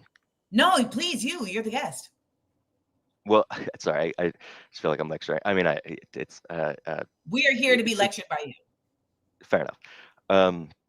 Well, there's the mechanism by which these properties get taken, right, through eminent domain. That's the term. And eminent domain isn't inherently an evil thing. Sometimes we do need to build linear things, you know, linear rights of way, sewers, pipes, and roads, yes, sometimes. But eminent domain, where you're just using it to destroy a neighborhood because it's reducing property because of reducing property values because of some racist pseudoscience. Yeah, that's no good. And by the way, there's well, she actually just shut down the organization. Do you know Kavan Ward from Where's My Land? She still does one-on-one consultations, but Bruce's Beach, I'm all over the place here. Bruce's Beach. She was basically the organizer behind that.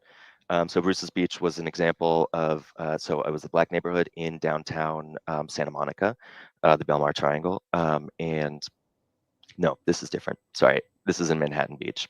It was a Black neighborhood in Manhattan Beach, not in downtown Santa Monica. There's another case, Silas White, up in Santa Monica. Black neighborhood in Manhattan Beach, property taken through eminent domain. Kavan Ward got it back to the family, the Bruce family. And then they proceeded to sell it off anyway, which made me livid. But that was their right, and I know. They sold at that time with full knowledge and not predatory. Because the first time it was taken. No, I know. It's just the principle of like, just get it back and like, can we just preserve? Oh, I definitely agreed with that. But like the point was it was theirs and they could do with it what they want. But I totally get it. How these properties are taken. How do they build a highway through there? How do they build a highway through there? They take these properties through eminent domain. And can you just explain eminent domain real quick? So eminent domain is the right of the government to take property for the public good, and they have to offer just compensation. They do have to offer quote unquote just compensation. So yeah, but they get to decide what the public good is, and they get to decide what just compensation is. Sorry, the Columbia, you did indeed, yes, with Manhattanville. I will try not to get distracted by comments, but that's exactly. None of us. Listen, we're here for you. We love all of your neuro D going all over the place. We're all about it. That's our jazz. Thank you very much. You are giving us intellectual jazz. Scooter boo boo, Detroit, scooter baba, public domain, scooter beep beep baba beep. I appreciate it. Thank you very much. Excellent. Well, but yeah, so eminent domain is the right of the government to take property. Think for again, building like a sewer, right? Building a train, building public transportation, and they have to offer just compensation. But the way that was actualized in practice for most of American history was very predatory, especially during this highway building era, where they would just send a letter to people with a lowball offer, and basically these letters, and you can see these letters. They make it seem as if you have to take the offer, which of course you don't. You absolutely don't have to take the offer. But there's a case in Roxbury in Boston, where a reverend's mom, she owned a 3-unit apartment building in Nubian Square, and she got sent $8,000 for it. What? Right. For And the record, my dad also owned property in Roxbury, Boston, and sold it. I don't know why. I know I didn't see any of that money. But I'm just like, why are y'all just giving away like the property? well, if they make it seem there's like a big red stamp on it, and it says like condemned. They make sometimes it says condemned with the Robert Moses ones, not with this one in Boston. The Robert Moses, he's the one who used the condemned, and I haven't talked about Moses yet, but I'll get back to him. Okay. But they send these letters. They make it seem as if you have to take it, and when you do, that's it. It's gone. But that's the property owners, which is the minority. Most people in like Hastings, they were renters. And it's just absentee landlords. So when the government comes along with these checks, they say, sure. Yeah, exactly. Because they view it as a way to cash out of the slums, basically.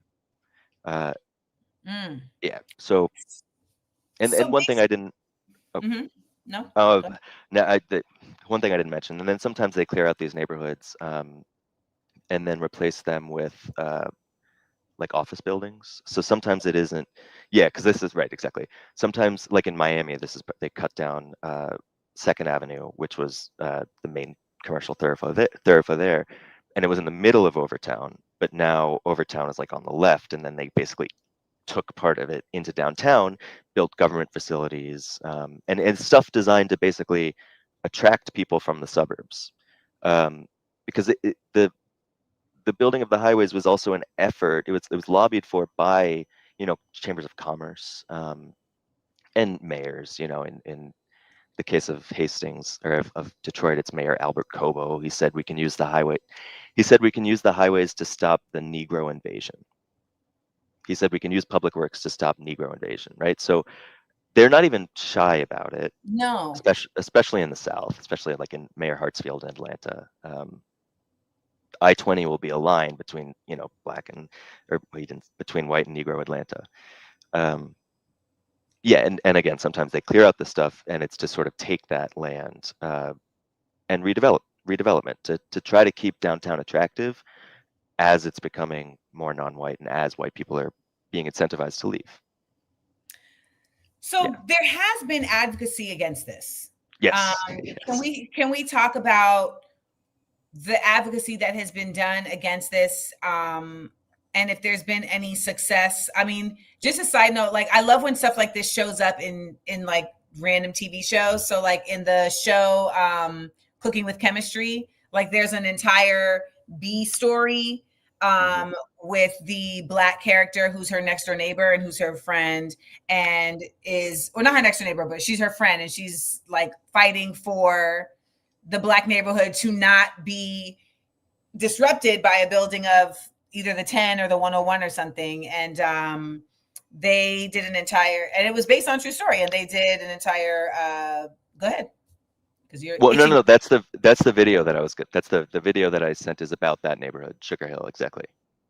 Yeah, lessons in chemistry. Now we're here. All right. So then talk about it, because that's an example of advocacy. And I would love to just hear more, because you made a point of saying like there have been people who have fought this, and we always have to make sure to acknowledge that, or else you just become so disenchanted and demoralized, thinking that the power is so overpowering.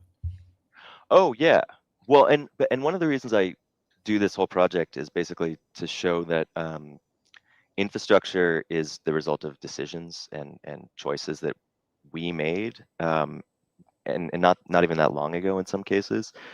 So even though highways seem like they're natural, and really like the layout of cities seems like it's natural and almost like a mountain or a river, these things weren't built that long ago, so we can totally change them. So a lot of what I talk about can seem kind of depressing, but it is also with the undertone, or I'm trying to say that like we can absolutely change these things because it's the built environment. We built it. So I'm an architect as like by day job. Yeah, this isn't my full-time. I mean, I'm doing, this is my PhD project basically, and it's very much related to what I do for work, because I work on sort of reconnecting communities projects, and that's sort of the solution. I mean, but there's something very clear in stating these are decisions, right? Because then that leads us to decisions are made by people. And so people can be influenced, which is what advocacy ends up being about, right? Yeah. Like how to influence the people who are making decisions to make decisions that are for the people versus for profit. Yeah, absolutely. And in the lessons in chemistry example, so that was the 10, I think, the Santa Monica Freeway. I mean, ultimately they weren't successful. That was the 60s. It was a very wealthy neighborhood, very wealthy Black neighborhood in Los Angeles. It's Hattie McDaniel lived there, who was the first Black woman to win an Oscar. Ethel Waters, Louise Beavers, who's a Broadway star. So it was like a wealthy neighborhood. So and what's illustrative about this point is it's not just that it was poor neighborhoods that were, because people could say like, oh well, no, it's poor neighborhoods around downtown that are reducing property values. So it's like, no, sometimes these were straight up like rich neighborhoods, as is the case in Sugar Hill. Because Sugar Hill is like right off downtown, or West Adams is, Sugar Hill is like a sub part of West Adams, right off downtown. So it's the same thing. It's who's there, even if they're wealthy. You know, DC, like there was basically a plan to build, it never got finished, but you know, there's a highway that goes under the mall and then kind of pops up. That was supposed to be a full loop that would have like built a wall right next to Howard. Cutting Howard off from the downtown area, right? As if Howard is lowering property values. That got stopped because of successful advocacy, and it is often college towns that often are able to do that. But that's a different issue. What was I saying? Oh, advocates. Yes. So they weren't successful in that case because that was the 60s. There was nothing they could have done really. Right. But today, indeed, there's people recognize, I mean, I'm not the first person to say this, or, you know, I'm really just building off of sort of decades of people talking about this stuff. And then there's obviously the lived experience.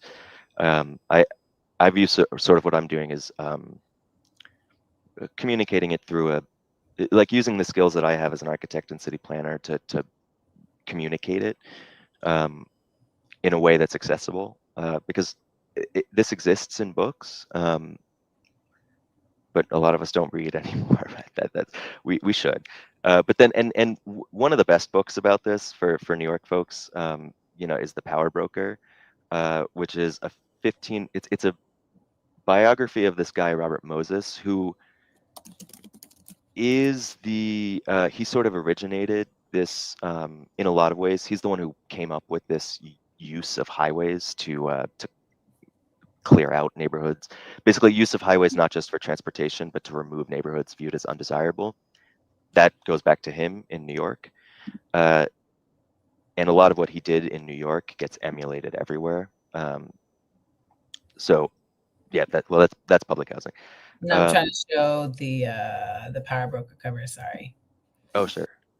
Yeah. This is so he created this method and it got copy and pasted. Yeah, so yes, basically the answer is yeah. A lot of the highways he built in New York, so like the BQE and the Cross Bronx in particular, they predate the interstate system, but they become the model for the interstate. So the Cross Bronx, the Cross Bronx in particular, cuts through the South Bronx. And divides the northern, more white part from the southern Puerto Rican black part. And it also it reinforces that division and creates it in a lot of ways. So he's really the first to route highways, or to use highways in such a way to achieve this dual purpose. And he's the one who lobbies for the creation of and that's the demolition of San Juan Hill is an exact is an exact example of like that's right north of 59th Street, right? So it's this Puerto Rican neighborhood that's viewed as potentially impacting the values of the Upper West Side and then down into Midtown. So level it. Especially, it's such valuable land because of where it is. So it's this. There's these conflicting aims, right? It's like downtown. New York is always a little different, but like downtowns are becoming devalued, but there's still this recognition of incredible potential because of the centrality. So they're always demolishing stuff and rebuilding, So how did you get this way? How did you become a high quality white? How did it happen? Oh my gosh. Well, I didn't talk much about advocates because they are, but we can talk about them. But for me, there's a couple things. I did that book. The Power Broker is 1,500 pages long. I to some extent got tired of telling people to read that book. But what made you read it in the first place? Oh, it's the whole history of New York. Unfortunately. But you're from Miami. I got to get to the bottom of how you became this person. Are your parents? Oh, yeah, but the history of New York is the history of American urbanism. I know New York is special in a lot of ways because it is different, but everybody emulates New York always. It's contradictory, right? New York is like the most European, and San Francisco, but every other city emulates what New York does infrastructurally and economically. They try, but infrastructurally specifically. So the history. If you're interested in city planning and infrastructure, you have to understand New York. Yes. Period. Yeah, in the West, and no, actually worldwide, because well, absolutely, like the highway mecca. I'm not as familiar with Chinese cities, but the limited access highway as we know it, which China has built quite a lot of, has its origin. The urban limited access highway has its origin in Robert Moses, who is his New York, and he took up. He didn't invent the limit. When I say limited access highway, I'm talking about like the interstate. It's cars only. It's there's no direct intersections with roads. That really goes back. That really goes back to the Autobahn in Germany, which is Nazis, right? But that is a little different because that didn't go into cities. I don't necessarily have a problem with highways between cities. It's when you disrupt. It's when you cut into the middle, right? Exactly, because you don't need to have automobile access to the middle of a city. That's what. But why do you have a problem with this? Who are your parents? How were you raised? Why are you like this? Because this is real. Because people see this and they see, how do I capitalize on this? Right? People see this through, everyone sees these types of things through different lenses. And so, part of my work in decolonizing is trying to understand the different ways that folks are shaped to see things through a lens of community versus a lens of how do I exploit. So why do you feel like you're somebody who sees through a lens of community? You've never been asked that question, but no. Well, you're right. You're right. I really love cities, and I grew up so I'm from South Florida. So I think maybe I am being exploitative. So I'll get to, but I grew up in South Florida in a suburb. So like we're recipients of like a lot of the white flight stuff that, my parents moved, they were white flight from the Bronx. And I grew up in a suburb, and I don't like it. I hate you can't go anywhere. It feels imprisoned and just bland, and like spiritually devoid, and versus when I went to college, I went to Berkeley, so I lived in a city for the first time. And it's so fun.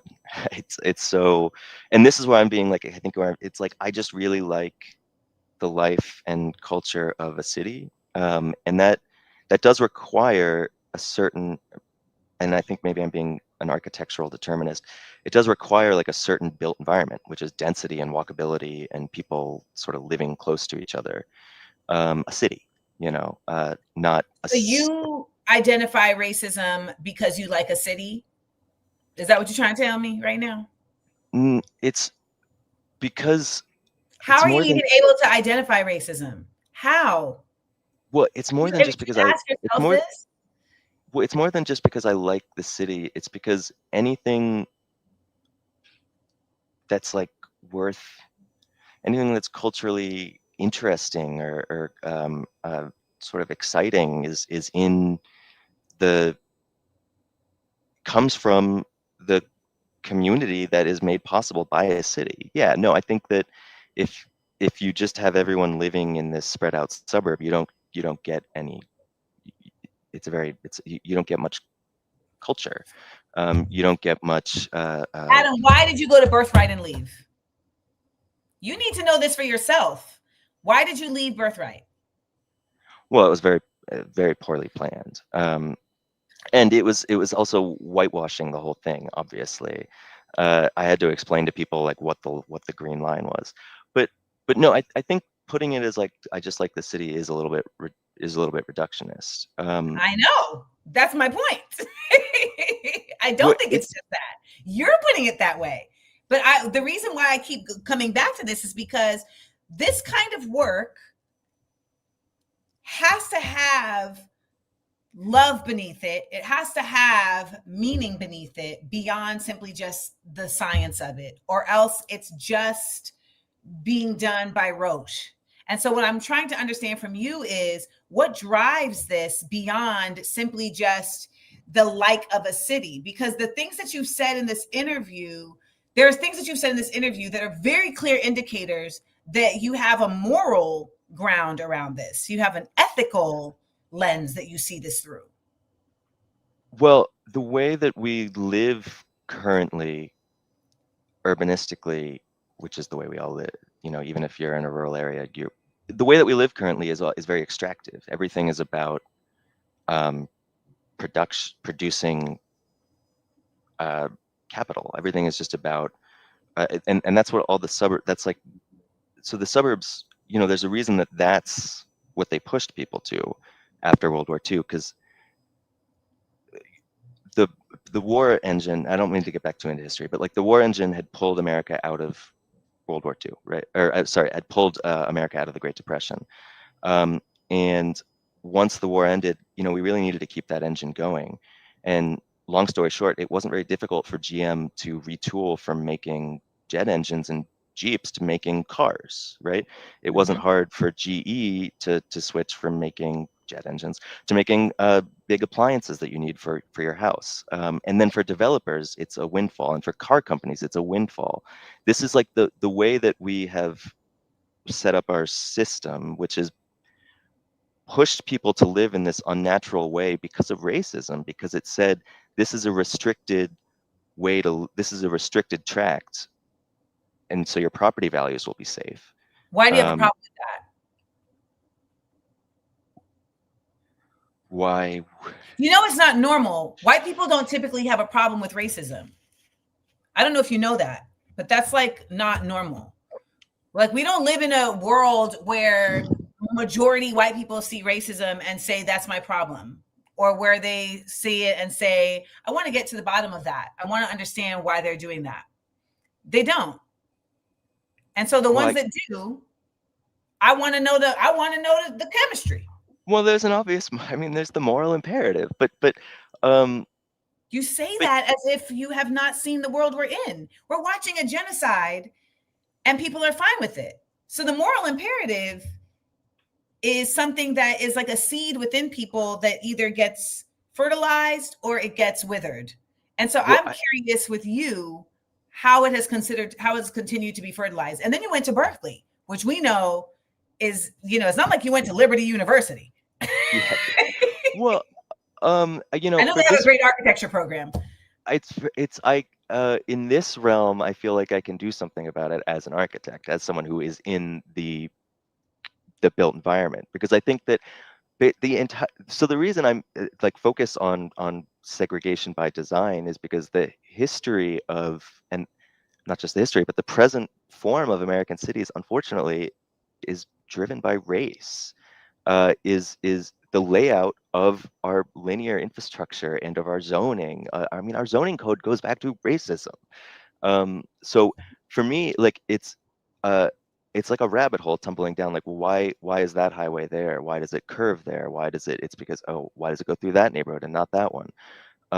You know, why are there 7 highways in Boyle Heights but none but like 1 on the west side, right? The 10. So, oh, and why do I care about racism? Right.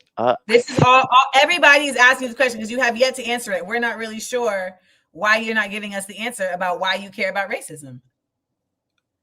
I don't even know if you know why you care about racism. Because it's wrong. There we go.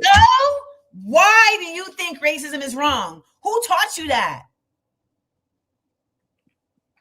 That's a good question. I mean, I guess my parents. I don't know. You know, we've seen the opposite, right? Like the environments that are shaping people who think this way have to be examined the same way that they have to be examined morally the same way you're examining, you know, infrastructurally. So do you feel what I'm saying? Oh, absolutely. Absolutely. So okay. I think so. Yeah. And there's a great book. So thanks for, I think this is the therapy session. Thank you very much. But there's a great book by Heather McGhee called The Sum of Us. So the central metaphor of her book is basically public swimming pools. So Oof. Yeah. So public swimming pools, they used to be very common. They used to be very common in American cities, and they were segregated. They were whites only, right? So, and a lot of them, they were like big, beautiful they were like WPA stuff, so Art Deco, beautiful architecturally. Oh, okay. And again, whites only.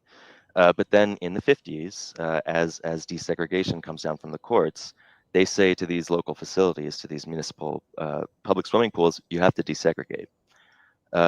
And rather than doing that, a lot of cities just drained the pools and demolished them. They got rid of it. Buffalo, St. Louis, Montgomery, Birmingham, the South, all of them. It's they're gone. Boston, and then after that, you see the rise of backyard swimming pools, especially in places where it wasn't necessarily like the vernacular before. So what's interesting in that case is basically in order to uphold white supremacy, we got rid of a public good. And we privatized it. We made it only for people who could afford a backyard swimming pool. And that is to some extent what we did with the American city, with education, obviously with education. You're telling us all things that we know, except for the thing we don't know, which is why you care about this. We all know about all this. Sure. Well, I guess I don't need to be here then.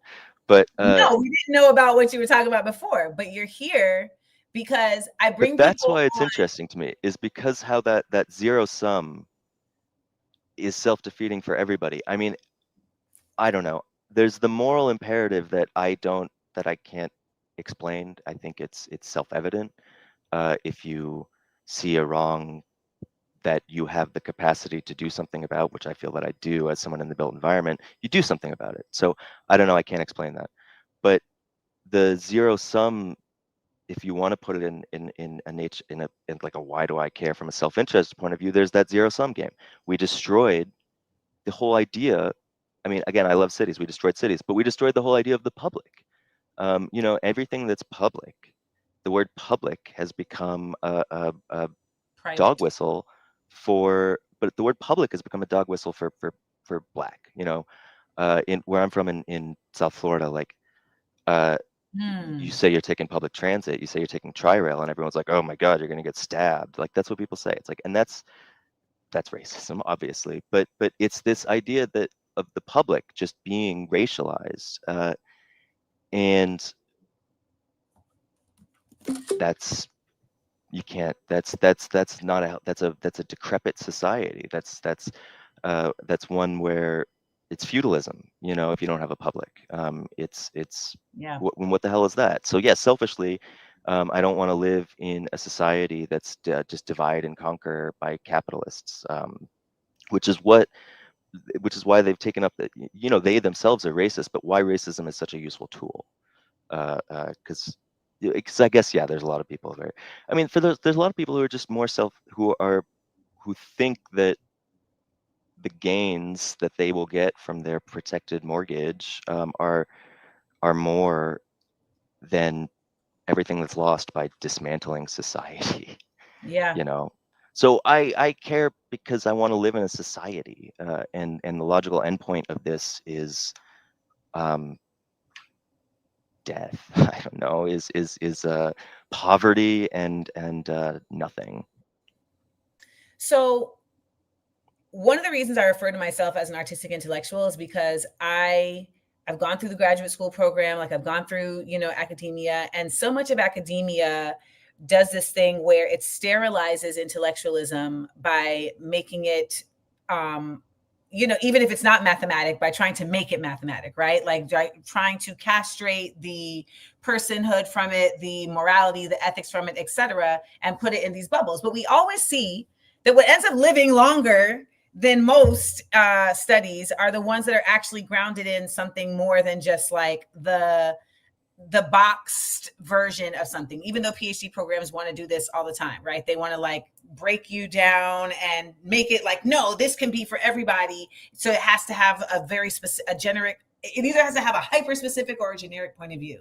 And what I love about your work is that it marriages those two things in terms of the artistic intellectual, because it marriages the realities of the moral and the amoral and unethical with the actual scholarship around city planning. And a lot of people won't see that, right? They just see it as these are the blocks that we live on and they were created and now we live here. But no, they were choices that were made. And even the scholarship around that and how it's discussed is a choice, because there are others who would do this same work and frame it as innovation. You know, Ezra Klein is looking at this same thing and calling it abundance. Right? Yeah, which is kind of willfully ignorant of sort of basic city planning principles, because it's the issue is like we are building houses. We're not building the right houses. It's just that. So I saw this awful. It wasn't that. There were some elements that was okay, but this article in the Times about like why we need sprawl, and it was about how the Times itself is trash. So that doesn't surprise me. There you go. Well, so it was about, and there's some great people who work there. I've written for them before. I've been profiled by them twice. There you go. Exactly. So it's like any, but lately, yeah, no, I know and the route and regimes change and things, and you know, things happen. Like, and are women ruining the workplace? I was flying, and that was like the only article that had downloaded. So I read way too much of that before I was like, what the fuck is this? Like it was I mean, they just put out an article today, the case for overthrowing Maduro. Like, fantastic. Oh my God. That's, what is the phrase for that? Like yellow journalism? That sounds racist actually, but like where but it's yellow because it's callow. I mean, it's not, it's not callow is not the word I'm looking for, but it lacks courage. I mean, it's being paid for, and I just pressed you I wanted to press you because I know you're going to come off of this and like have to go decompress and probably take a nap, but I wanted to press you because the work you're doing is the kind of work that people don't want done. And I know that you've already had to, I'm sure, argue why you doing this work. And I'm sure there's been people who've been like, this is not really, am I wrong? Yeah, no, exactly. I mean, there's always people that wonder why I'm doing it. They're like, you're a blue-eyed, good-looking white man. You have blonde hair. You can do whatever you want in your denim shirt. Why are you caring about this? And there has to be, it's like, I mean, for lack of a better reference, Lady McBee in Macbeth, when she's trying to convince Macbeth to murder the king, says, "Screw our courage to the sticking place and we shall not be moved." And that is the type of energy that has to be had. Like we don't need allies. We need co-conspirators. And that only happens when people are morally driven with the work they're doing. So when you say, like, I don't understand. Like, you're asking me about something that just is in my body. That's actually very like comforting to me to hear someone say that. Like, I'm not like this because I was taught or because my society, my surroundings. You're like, I'm like this because I'm like this. Leave me alone, Amanda. I came on your show to talk about highways. Well, I mean, I think it's natural to try. Oh, is it just me now? I was going to say, I think it's natural to try to strive for a better world, a utopia. And we have these. I accidentally. Adam's like, did she just hang up on me on her own show? I was like, is it just me? I was like, oh my gosh, I should have taken advantage of that better. I think everyone was just like, let's see. I think it's at least I think it's natural to try to strive for a better world. And these are all problems. One of the reasons I talk about this in particular, these are all such solvable problems. They're all the solutions are so precedented. It's like remove the highway and build a lot of affordable housing, and actually make it and redefine what affordable is. So it is move that bar down because it hasn't kept up with inflation, obviously. But that's if we do want to talk about solutions, that's one of the reasons I have some time if we want to keep talking. I would love to hear. And I hope that this also extends to like indigenous communities, because that's something we were talking about earlier. How like on a global scale, we're seeing this exact effort being done through other methods, right? But the effort of like separation, of displacement, and using, that's what this Trump plan in Gaza literally is. It's, we're going to use development as a dog whistle for displacement. Development is a way to salt the earth. Development is a way to literally replace what's there and make sure that what's there can never come back. That's like, if you look at Greenwood in Tulsa, the Black Wall Street, if you look at it now, it's mostly parking lot. They literally salted the earth. They paved the earth, and that's exactly what this Gaza plan is. Yeah, it's there's a great book about Los Angeles called City of Quartz, about it's about basically the development of LA, but there's a good book or a good part about the demolition of Bunker Hill, and he talks about how they clear out the street grid, they clear out everything, and they remove public transit links, and it's trying to they basically build a wall between LA Plaza and Bunker Hill. So LA Plaza is the sort of and Olvera Street. So he's talking about like they're trying to remove any articulation between a non-Anglo past, between Paseo, Los Angeles, by literally removing the street connections, salting the earth, and getting rid of it. So absolutely, and this has been done in other places too. Yeah, City of Quartz. Because they always want to know what the book looks like. City, is this the book? Yeah, and that's a picture of that's a jail, federal, isn't it? Yeah, it's a jail, right? It's a federal jail, which is kind of unique. But I was gonna say, like, wait, a federal jail? That's a bit contradictive, but okay. It's like a holding pen. It's because it's for the whole West Coast. It's one of those things. But the reason he uses that photo is because he's talking about, I talked about how they clear out these neighborhoods and replace it with stuff designed to attract white people back from the suburbs. architecturally, that takes the form of killing the street. So you get rid of storefronts. You get rid of like human scale stuff on the street, storefronts basically, and brownstones. So anything that creates and allows for street life, you get rid of, because the street has become a sort of racialized thing post-white flight. So if you can get rid of the street and replace it with, again, parking lots or like a building that's just a big wall, that's what that is, or a entrance to a parking garage, that's golden, because then you've gotten rid of the connection to the street. And that's like in Minneapolis, they have a lot of skyways, like overhead things that connect between buildings. Newark has this, like, and they connect between office buildings, so you can drive into your parking garage and you never have to even go down to the street. So there's another reason, and this is why, like, I think maybe, like, I care about it also because it's very bad design, and it's bad for like your brain, and it's bad for living. It's obviously bad for the environment. I haven't even mentioned that. It's obviously very bad for the environment. This way that we used racism to leverage and create this way of living that is wildly inefficient for anyone but developers and car companies. It's honestly,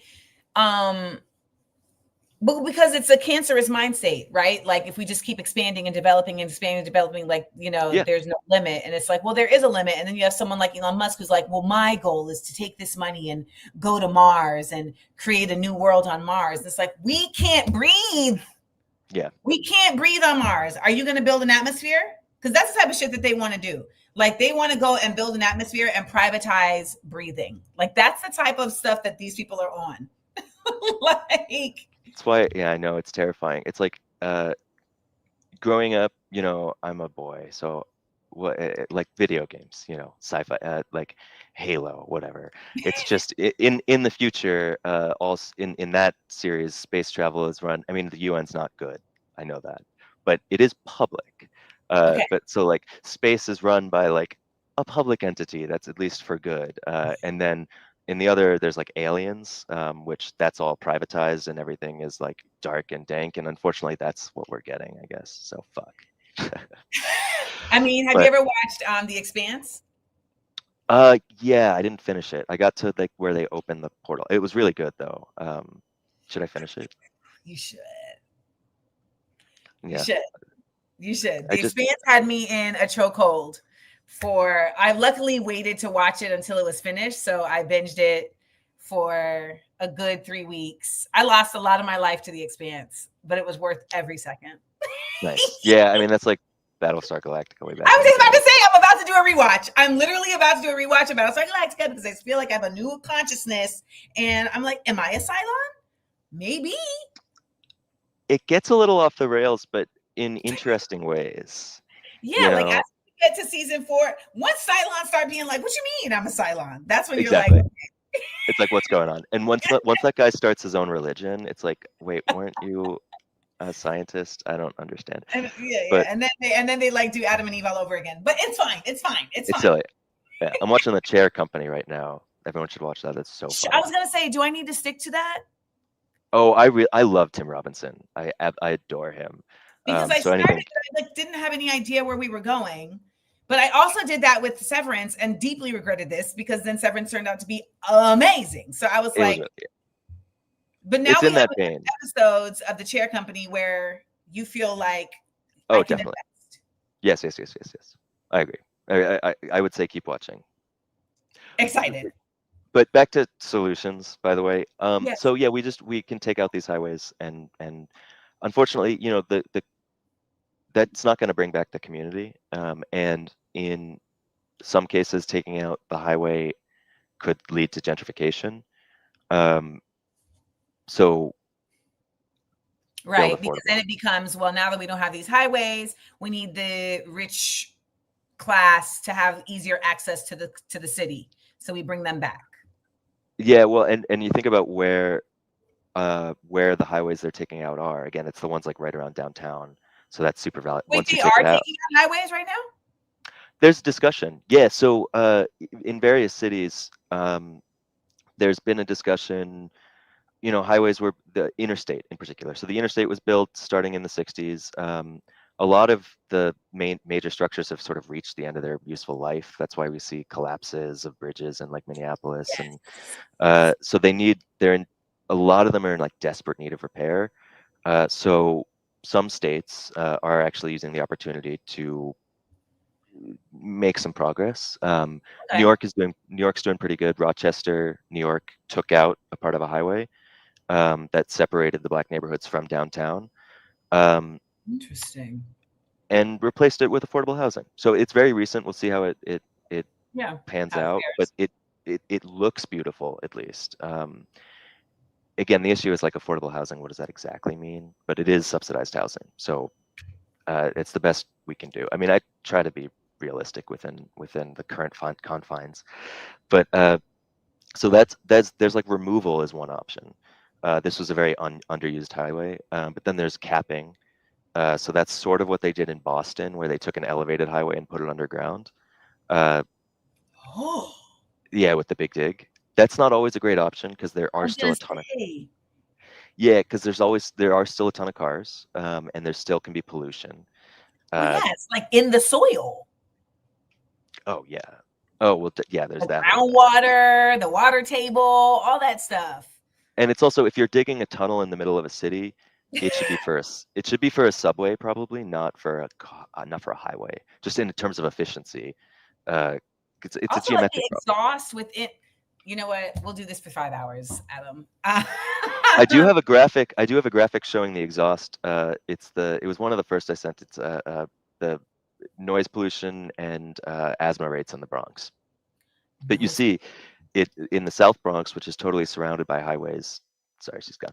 The South Bronx, which is totally surrounded by highways, it has every census tract in the South Bronx is in the 99th percentile for asthma rates. That time I just went. This keep going, yeah, because basically I realized that like if I just like move my cursor too fast to the left, it just like kicks me out, and I don't know why it's doing that, and I don't know whose idea that was, but I'm gonna have to write a very strongly worded email to StreamYard because that is not helpful. Let me see if I can find these asthma rates while you're talking. Not a big deal if you can't, but capping advocates. There's the people who live next to these highways obviously know that there's negative effects, and then in a lot of cases their parents were devastated by their neighborhoods being destroyed. So there's definitely a lot of advocacy is what I'm trying to say. In the Bronx, we're working on. I've been in contact with a group there, Loving the Bronx, who's led by Nilka Martel, who we all want to run for city council or something, but she doesn't want to. But she's basically single-handedly pushed forward this project to cap over I-95, the Cross Bronx Expressway, and it's like a decades-long project, but we're like 5 years into it. So it's moving. It's a massive project because it's like a 7-mile-long highway, and it's not any highway. It's I-95 in New York. But it's moving forward, capping over it, going to build a bunch of parks. The ideal would be to remove it and reconnect the neighborhood, and then reroute I-95 around New York. But then suddenly that's sort of like a national project. So that's one of the things that's so tough about these highways in terms of fixing them, is that they have very much local impacts, but they are part of a regional network. That when you shift something, you need to change things elsewhere. I mean, I think this is also one of the things that is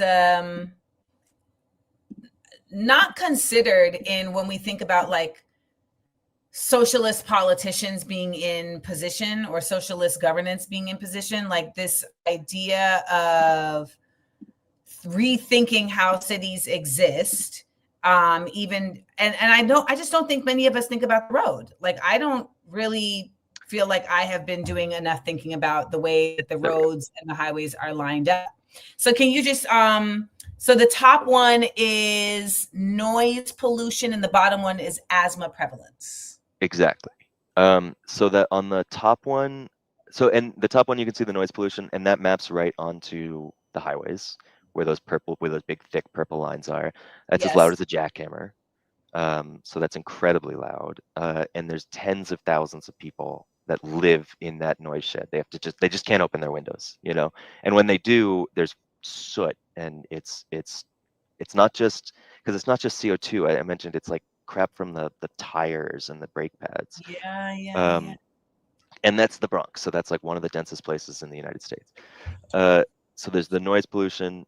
So that one that cuts across all the way is the Cross Bronx, and it connects to that bridge, those bridges on the other side. So a lot of that's just through traffic. That's a different point. But what we're trying to do is basically I know about that Cross Bronx.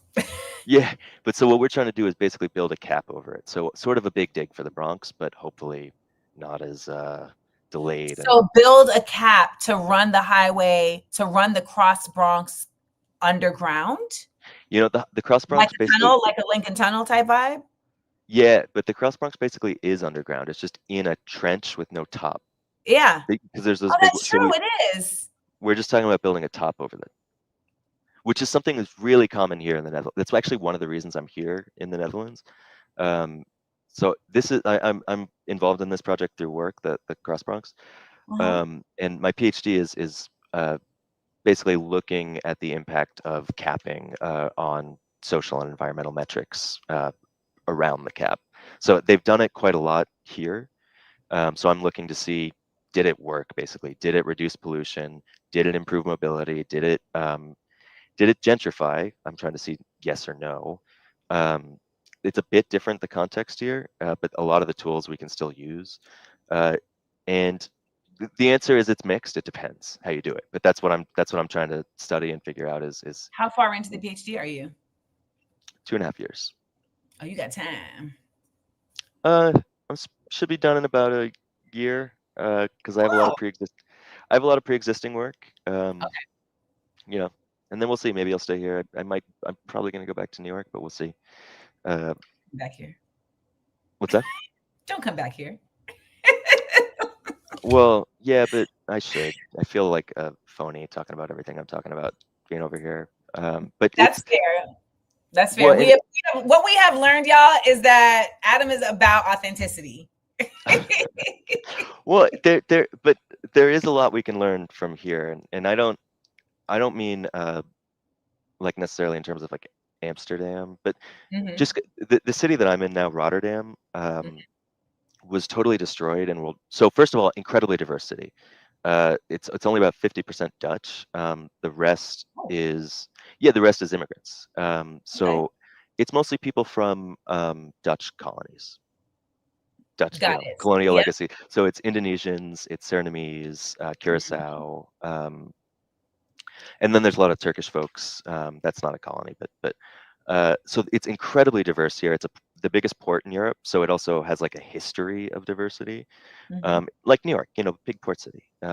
Rotterdam rules, but it was unfortunately destroyed in World War II, and so totally flattened, and then rebuilt with American money, and rebuilt the Marshall Plan.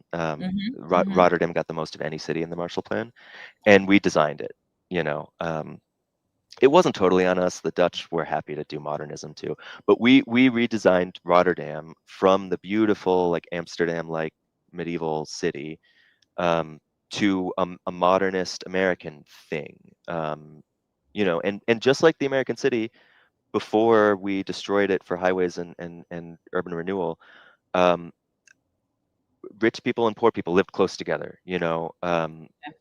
Immigrants and natives lived close together, and that was the same in the United States, right? But we destroyed it, and World War II destroys it here, and they try to institute a similar planning logic, and they do. South becomes the poor area, and north and downtown becomes not residential at all, and they hate it. The Dutch, they hate it because that's not how they live. Their urban planning, they had to make. There's this joke, the Dutch joke, like God created the earth, but the Dutch created the Netherlands, because the Netherlands is mostly on reclaimed land. So they had to like drain a lot of land. But so they have a very unique way of urban planning that's very specific and tactical and like about efficiency. So then the Americans come in with this ridiculous spread out way of living that is based on racism in our way, back in where we live. Other countries adopt it happily. South Africa, Belfast in Northern Ireland, but the Dutch, they're plenty racist. Don't worry. But they. Oh yes, we know about Smart Santa and yeah. Oh, they're incredibly racist, and they're big racist doofuses in a lot of ways. But when it comes to urban planning, that's important to them. So they, in the 70s, they had a moment of like urbanism that we're sort of having in American cities now, recognizing that, car culture is exclusive, is damaging, blah, blah, blah. So they had that in the 70s, and they have since fixed Rotterdam. And Rotterdam is a city with bones, just like America, because it was rebuilt in the image of America. Where we're going with this. But they fixed it. So we can learn a lot from Rotterdam. Amsterdam is beautiful, but it's medieval. We're not going to do that. Yeah. But Rotterdam has big old wide boulevards and highways. But now we have beautiful wide boulevards with bike lanes and trams. I see what you're saying about this. Okay. Yeah.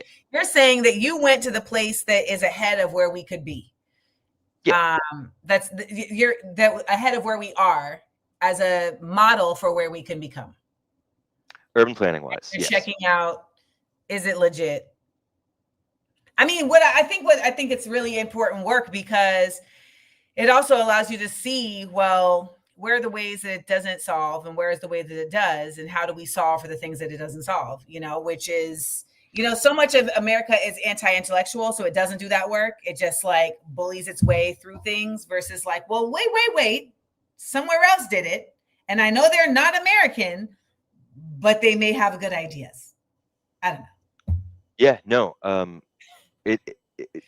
That's American exceptionalism, right? It's, yes. We think and there's New York exceptionalism too, right? Like we can't learn from other places. Especially when it comes to like the subway, it's very frustrating. Like we can't adopt best practices because we're the subway. Of course we know how to do it. But yeah, no, I mean, and you do see the shortcomings, absolutely. Taxes are really, really, really high. No, I'm serious. Oh my God.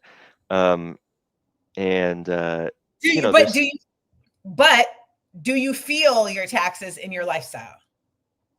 Yes, exactly. Yes. The trains work. The streets are clean. Fair. But it's funny. Yeah, basic things. I mean, I actually think that the Netherlands itself could learn a lot from Rotterdam, because the rest of the Netherlands, they say Rotterdam like how Americans say Detroit or Chicago. Like, yeah, it's like racialized. Yeah. Oh, absolutely. Yeah. But it's a beautiful place here.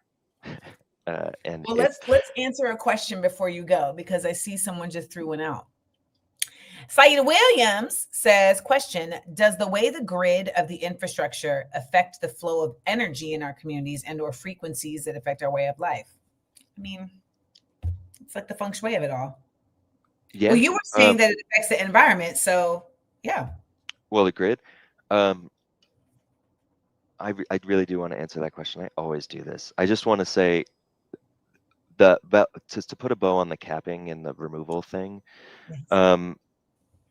That is great for making a better city. That is, and it's better for the environment. It's not necessarily always the right thing for the community that we're trying to help because of this issue of gentrification. So it's just, me, I consider myself like an urbanist. Like I do want to improve cities, but the way to do that isn't always just more big infrastructure projects.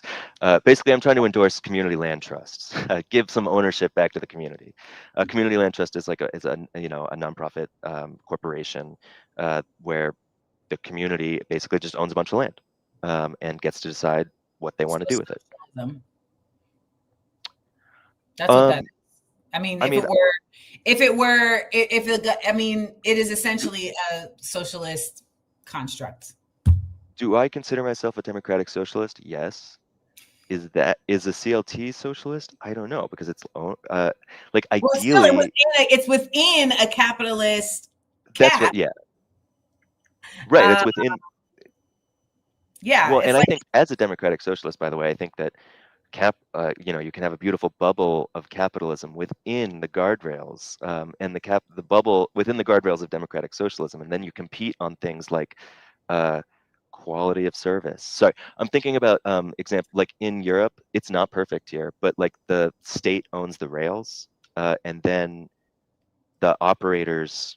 So there's a government operator, but then there's some private operators that then have to compete based on service, not based on something like the rails, which any private operator, no one can build that because it's too big. But like an example would be in the US, like if the government owned the cell towers, which is too big for any small company to possibly build. Only AT&T and Verizon can build something like that. And because they own the towers and because only they're big enough to do it, they can fuck you over. But so if somebody like, if there was a public agency that owned the towers, then you could rent it out to private operators who would then have to compete on, oh God, guess what? Service. Does that make sense? So I think it does, but it's not true. Like at the end of the day, it exists for now, but all they need is incentive to, which is what these capitalists are trying to do, right? Is to remove the incentive of even having this type of bubble and just making it all privatized in general. I mean, I'm more of a purist in my sentiments that wherever capitalism lives, there's always going to be the possibility and the incentive for capitalism to grow, because that's all it does. I mean, it doesn't know how to stay in a bubble. It's counterintuitive to its existence. It's literally cancer. Like the mind state of capitalism is, how do we grow without limit? So exactly. So for now, that's why like the concept of democratic socialism is, I believe democratic socialism, y'all are just folks who are just on the way to being socialists. You're just not there yet, but you're on the way. I'll see you soon. Well, wait.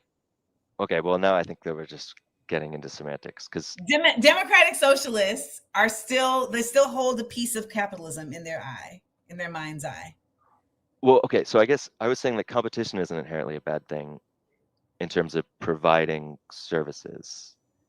And I would say that wherever competition exists, or in terms of the quality of services, no, the provision needs to be guaranteed, but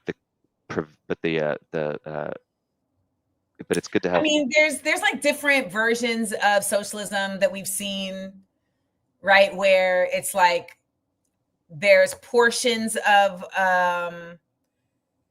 Richard Wolff did a really good podcast about this recently, where there's like portions of land ownership and service ownership that, like you're talking about, where it's like the government owns some of it, but then there's privatization, et cetera, et cetera. But then it ends up at a certain point becoming capitalism always requires there to be, okay, you're not letting us grow anymore. So that's what I'm saying. It's like, that's all I'm saying. That at a certain point, they're like, we'll play along with this, but then if the bubble gets too small, we're going to try to figure out how to burst the bubble. So then I'm like, well, then how do we make it so that there is no bubble in at all? Yeah. That's all. Fair enough. And we can keep talking about that later. That's always a fun topic, but can we bring the question back? Sure. Just because I did want to talk about the grid, because it is kind of interesting.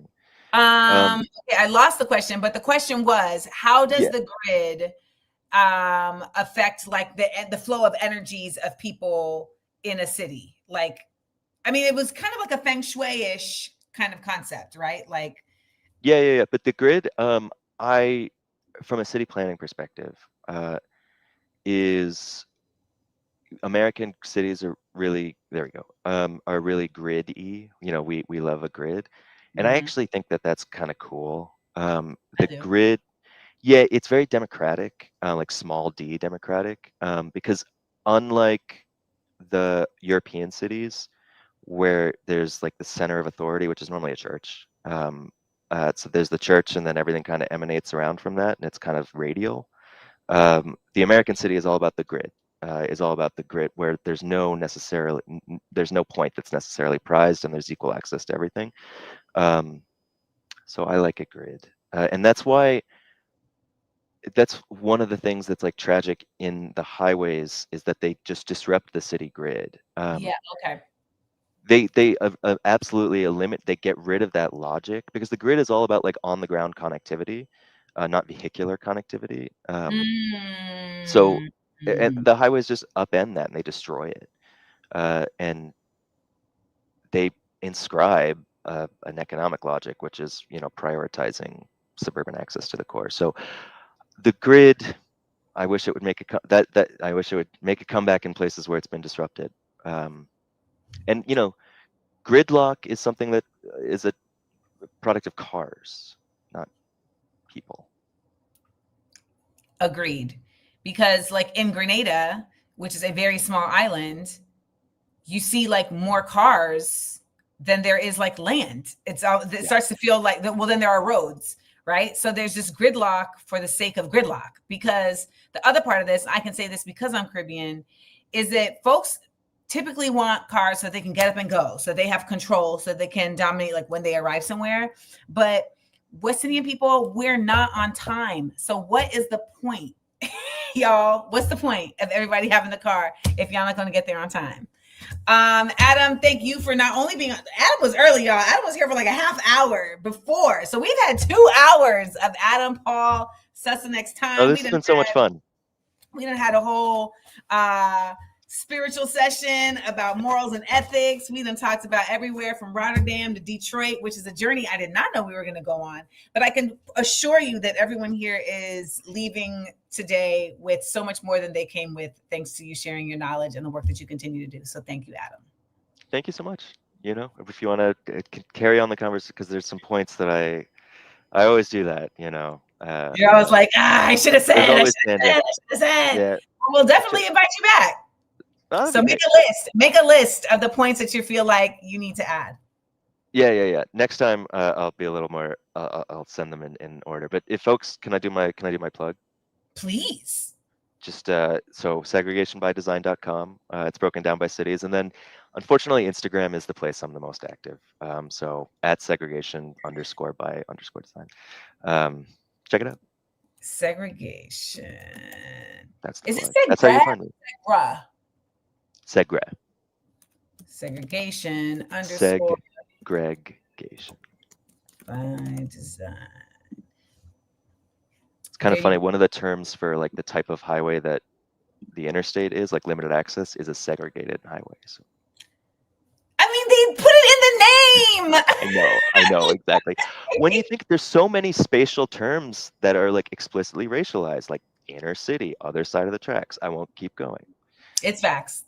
And so once you start learning language of the United States, you're like, oh, all of this is racist. Oh my gosh. When I learned that the ice cream truck song was racist, I was like, I give up. I'm out. And really racist. It's like that one. Like super duper. So, yeah. Well, enjoy your evening in Rotterdam, and thank you again for joining us. Thank you. It was so much fun. Bye, Adam. You guys, we learned so much. We learned so much. We don't even have time for a critical thinking exercise, but we are going to get into some Black Grit news before we get out of here, because I really have some stories that I want to talk to you all about. Black Grit news. Politics. Black Grit news. Pop culture. Black Grit news. Sports. Black Grit news. Justice.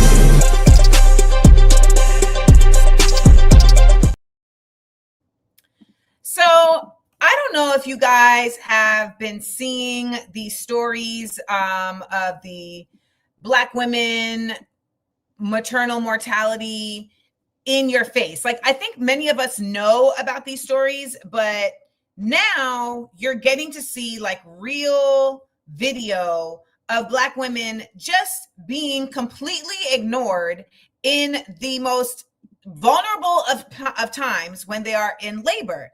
And I feel really disturbed that folks feel so comfortable to behave this way? Right now. Is your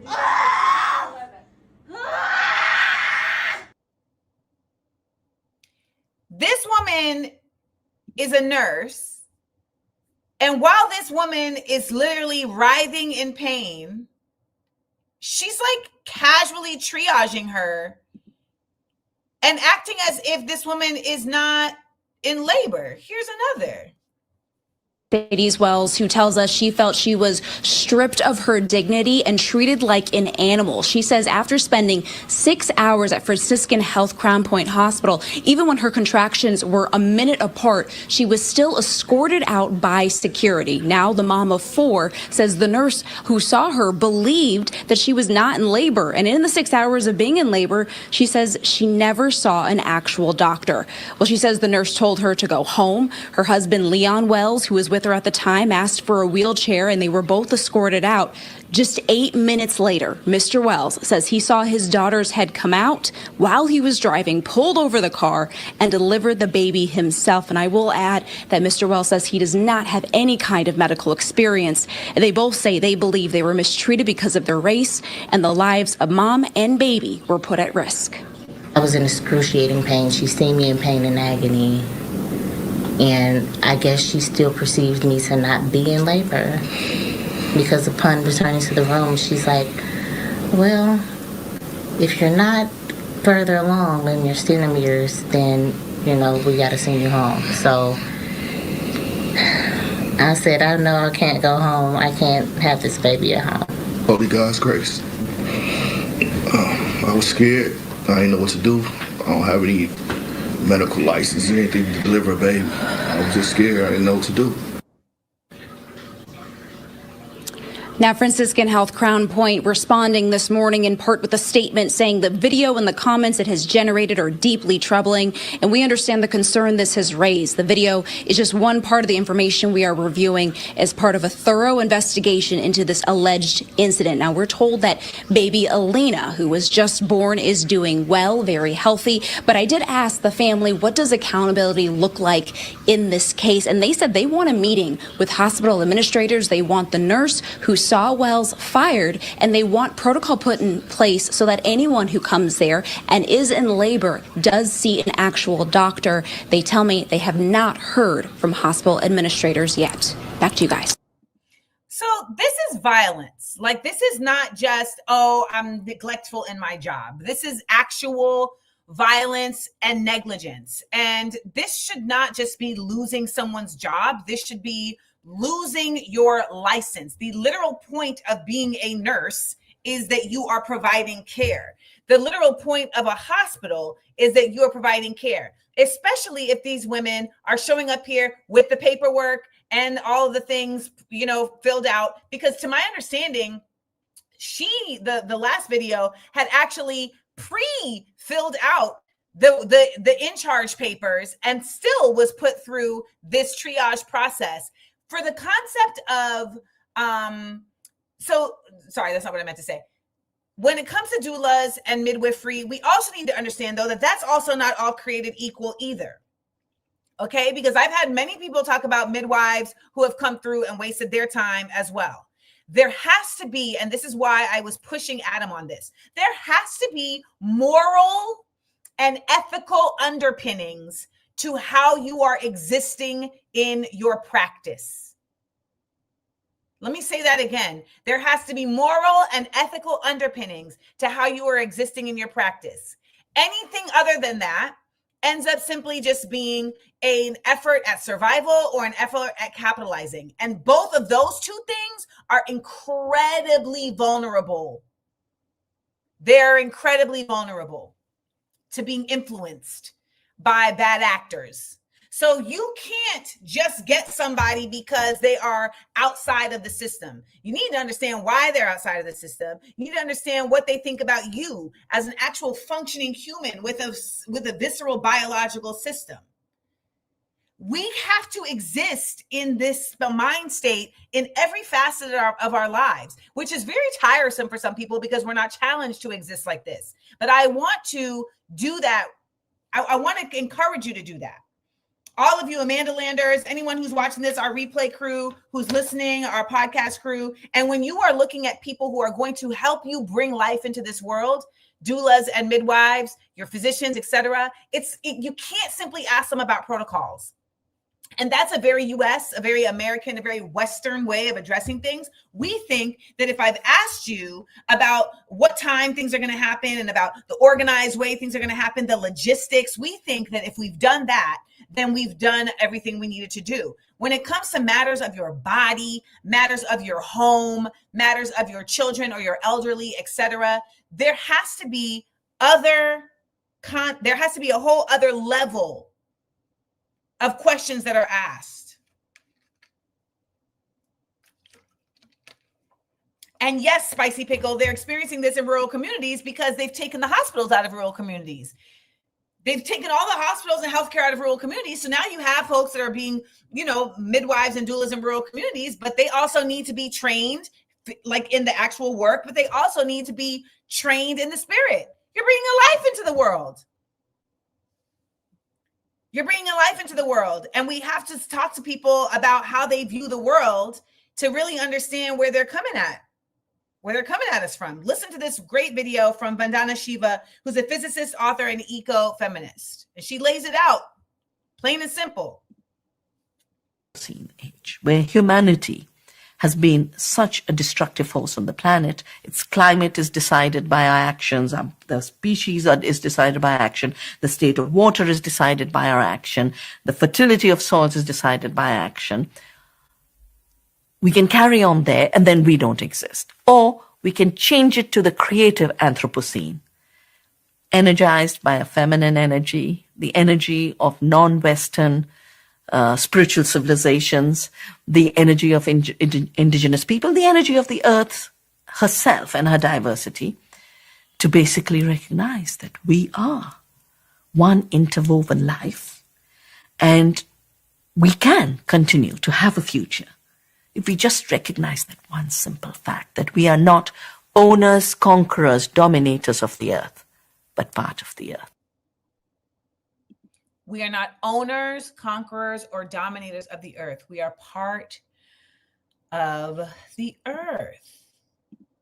When you start thinking like that, you change how you exist. And it is hard work to do because we are not, particularly in the United States, we are not grown up in that mind state within our surroundings. Some may be in their immediate surroundings, but the actual infrastructure that we exist in as it isn't. So to those women and to all of you all who have experienced birth trauma, I really hate that for you. And I know that it stays with you. And I hope that you had partners who were there or people who were there to support you through that and to the other side of it as well.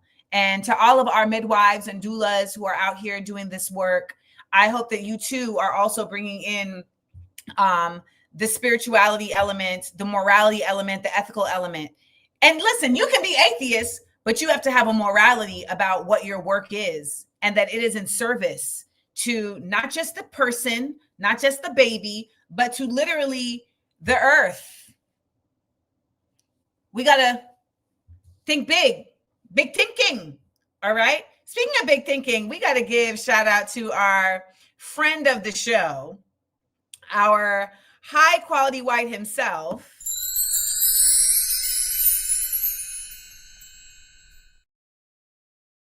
That's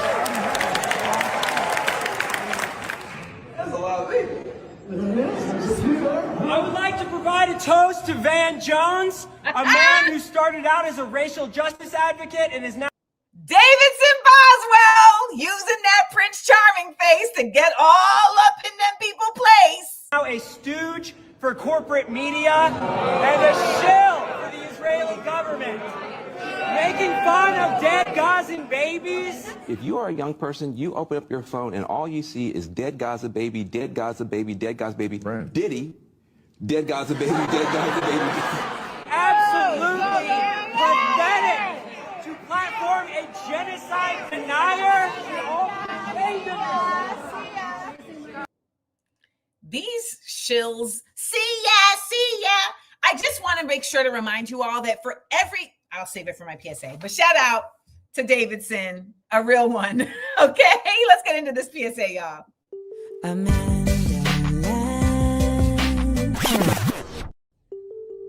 PSA.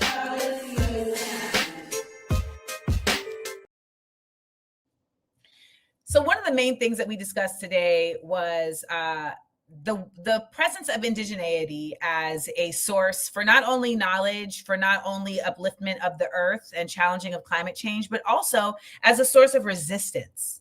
And when we are seeing the indigenous people of Brazil, the indigenous people of Ecuador, of Peru, of Nepal, Burkina Faso, Niger, Mali, rising up and saying, we have had enough. This is not just waiting for land back. This is taking land back. And it may not be in the immediate, overwhelming fashion that people want, because that is the goal. However, it is an actual move towards, and it is that's not even fair. It is movement. It is not just movement towards, it is movement on business. And it is people who are connected to their indigeneity as it exists beyond something to capitalize on. It is something that is within them. It is something that drives them. It is something that has spirit attached to it, right? It has something greater than just their physical form attached to it. And that right there is something that Black people in the United States have been lacking because it was stolen from us. And I say in my book, What Would the Ancestors Say? And I say on my book tour, and I continue to say this here. If we are not paying attention to the efforts of indigenous communities to get their land back, then we are completely disregarding a huge aspect as Black people and just as folks who want there to be land back in the United States and in Western spaces. We are completely disregarding not only sources of knowledge, but sources of strength. When I see Black mainstream media and I see Black folks who are not talking about this, I say those are people who are, one, disconnected, not only from other factions of information, but they are also disconnected from the value of indigenous knowledge for Black people in the United States who had to form our own version of indigeneity. We will not win. We will not succeed. We will not come together. We will not do anything that we claim we want to do until we identify ourselves as truly indigenous. Not just the way that people be like, we wasn't slaves, we was indigenous. No, that's not what I'm talking about. I mean, as in a collective that understands the world in a shared way, that understands our existence in the world in a shared way, that is connected beyond our attachment to material things, beyond our goals of exceeding or succeeding in this capitalist mainframe. No, until we identify that, until we bring in our African indigeneity and combine it with all of the uniqueness that we have created here, we will never get anywhere. So when you are watching Black folks out here who say they're for Black folks, make sure that they are also speaking about indigenous folks all over this world as a source of knowledge, as a source of wisdom, and also as a source of strength, because we are all being actively disconnected from that source for a reason. To keep us able to be squelched, suppressed, and repressed. So stay alert, stay coalitioned, and keep expanding. PSA.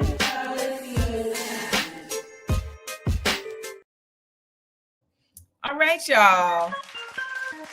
Hey, come on now. Thank you, everybody. Show your love. Show your love. Thank you, everybody, for joining the show today. Shout out to our guest, Niko House. Yay! And Adam Paul Susaneck. Yay! Adam had a lot going on to tell us, y'all, and I appreciate all of it. Shout out to all of our people who dropped first in the chat. I appreciate it. You know I do. I appreciate it. And shout out to our skill squad, who you know is going to be joining us after the show to get it in on our after show chat. Now, we asked this at the beginning of the show, so we're going to ask it again. What are you going to do besides thank cake on that day of Thanksgiving? That's our bonus question of the week. Okay? That's our bonus question of the week. So thank you all for coming back. I know that I was missing for the past 2 weeks, and you're probably like, is she going to come back? Is she going to come back? But I was missing because I'm doing the work, y'all. I'm out here, and I'm just trying to figure it out. Okay? I'm genuinely just trying to figure it out. If you haven't gotten your copy of What Would the Ancestors Say, they are available at AmandaSeals.com. So hopefully you will go out there and get that. And what else am I trying to say to y'all before I go? And I want to remind you that I want to remind you that I will be in DC at Busboys and Poets on December 2nd. I will be in Baltimore on December 3rd. I can't remember the name of the venue off the top of my head. I will be at Baldwin Books in New Orleans on December 11th. And I will be in New York, in Nyack, New York, and I will tell you the venue when it's concretized on December 14th. All right, so make sure that you write your dates down for when I'm going to be around your way, and hopefully we'll be able to come see each other and hang out and have a little key. Shout out to Jonah Castro, who came to 2 book readings, okay, in 2 different places. He came to the show in LA, and I saw him in Chicago. So I'm just saying, you guys, there's folks who are really out here. I'm joking. I'm not trying to pressure you all, but no, really, come to my joints. They want to stand in the way of every move forward. The only way you can think about your people's struggle is when you are involved in your people's struggle. We're going to have to change how we relate to each other as human beings. We're going to fight with solidarity. Unity.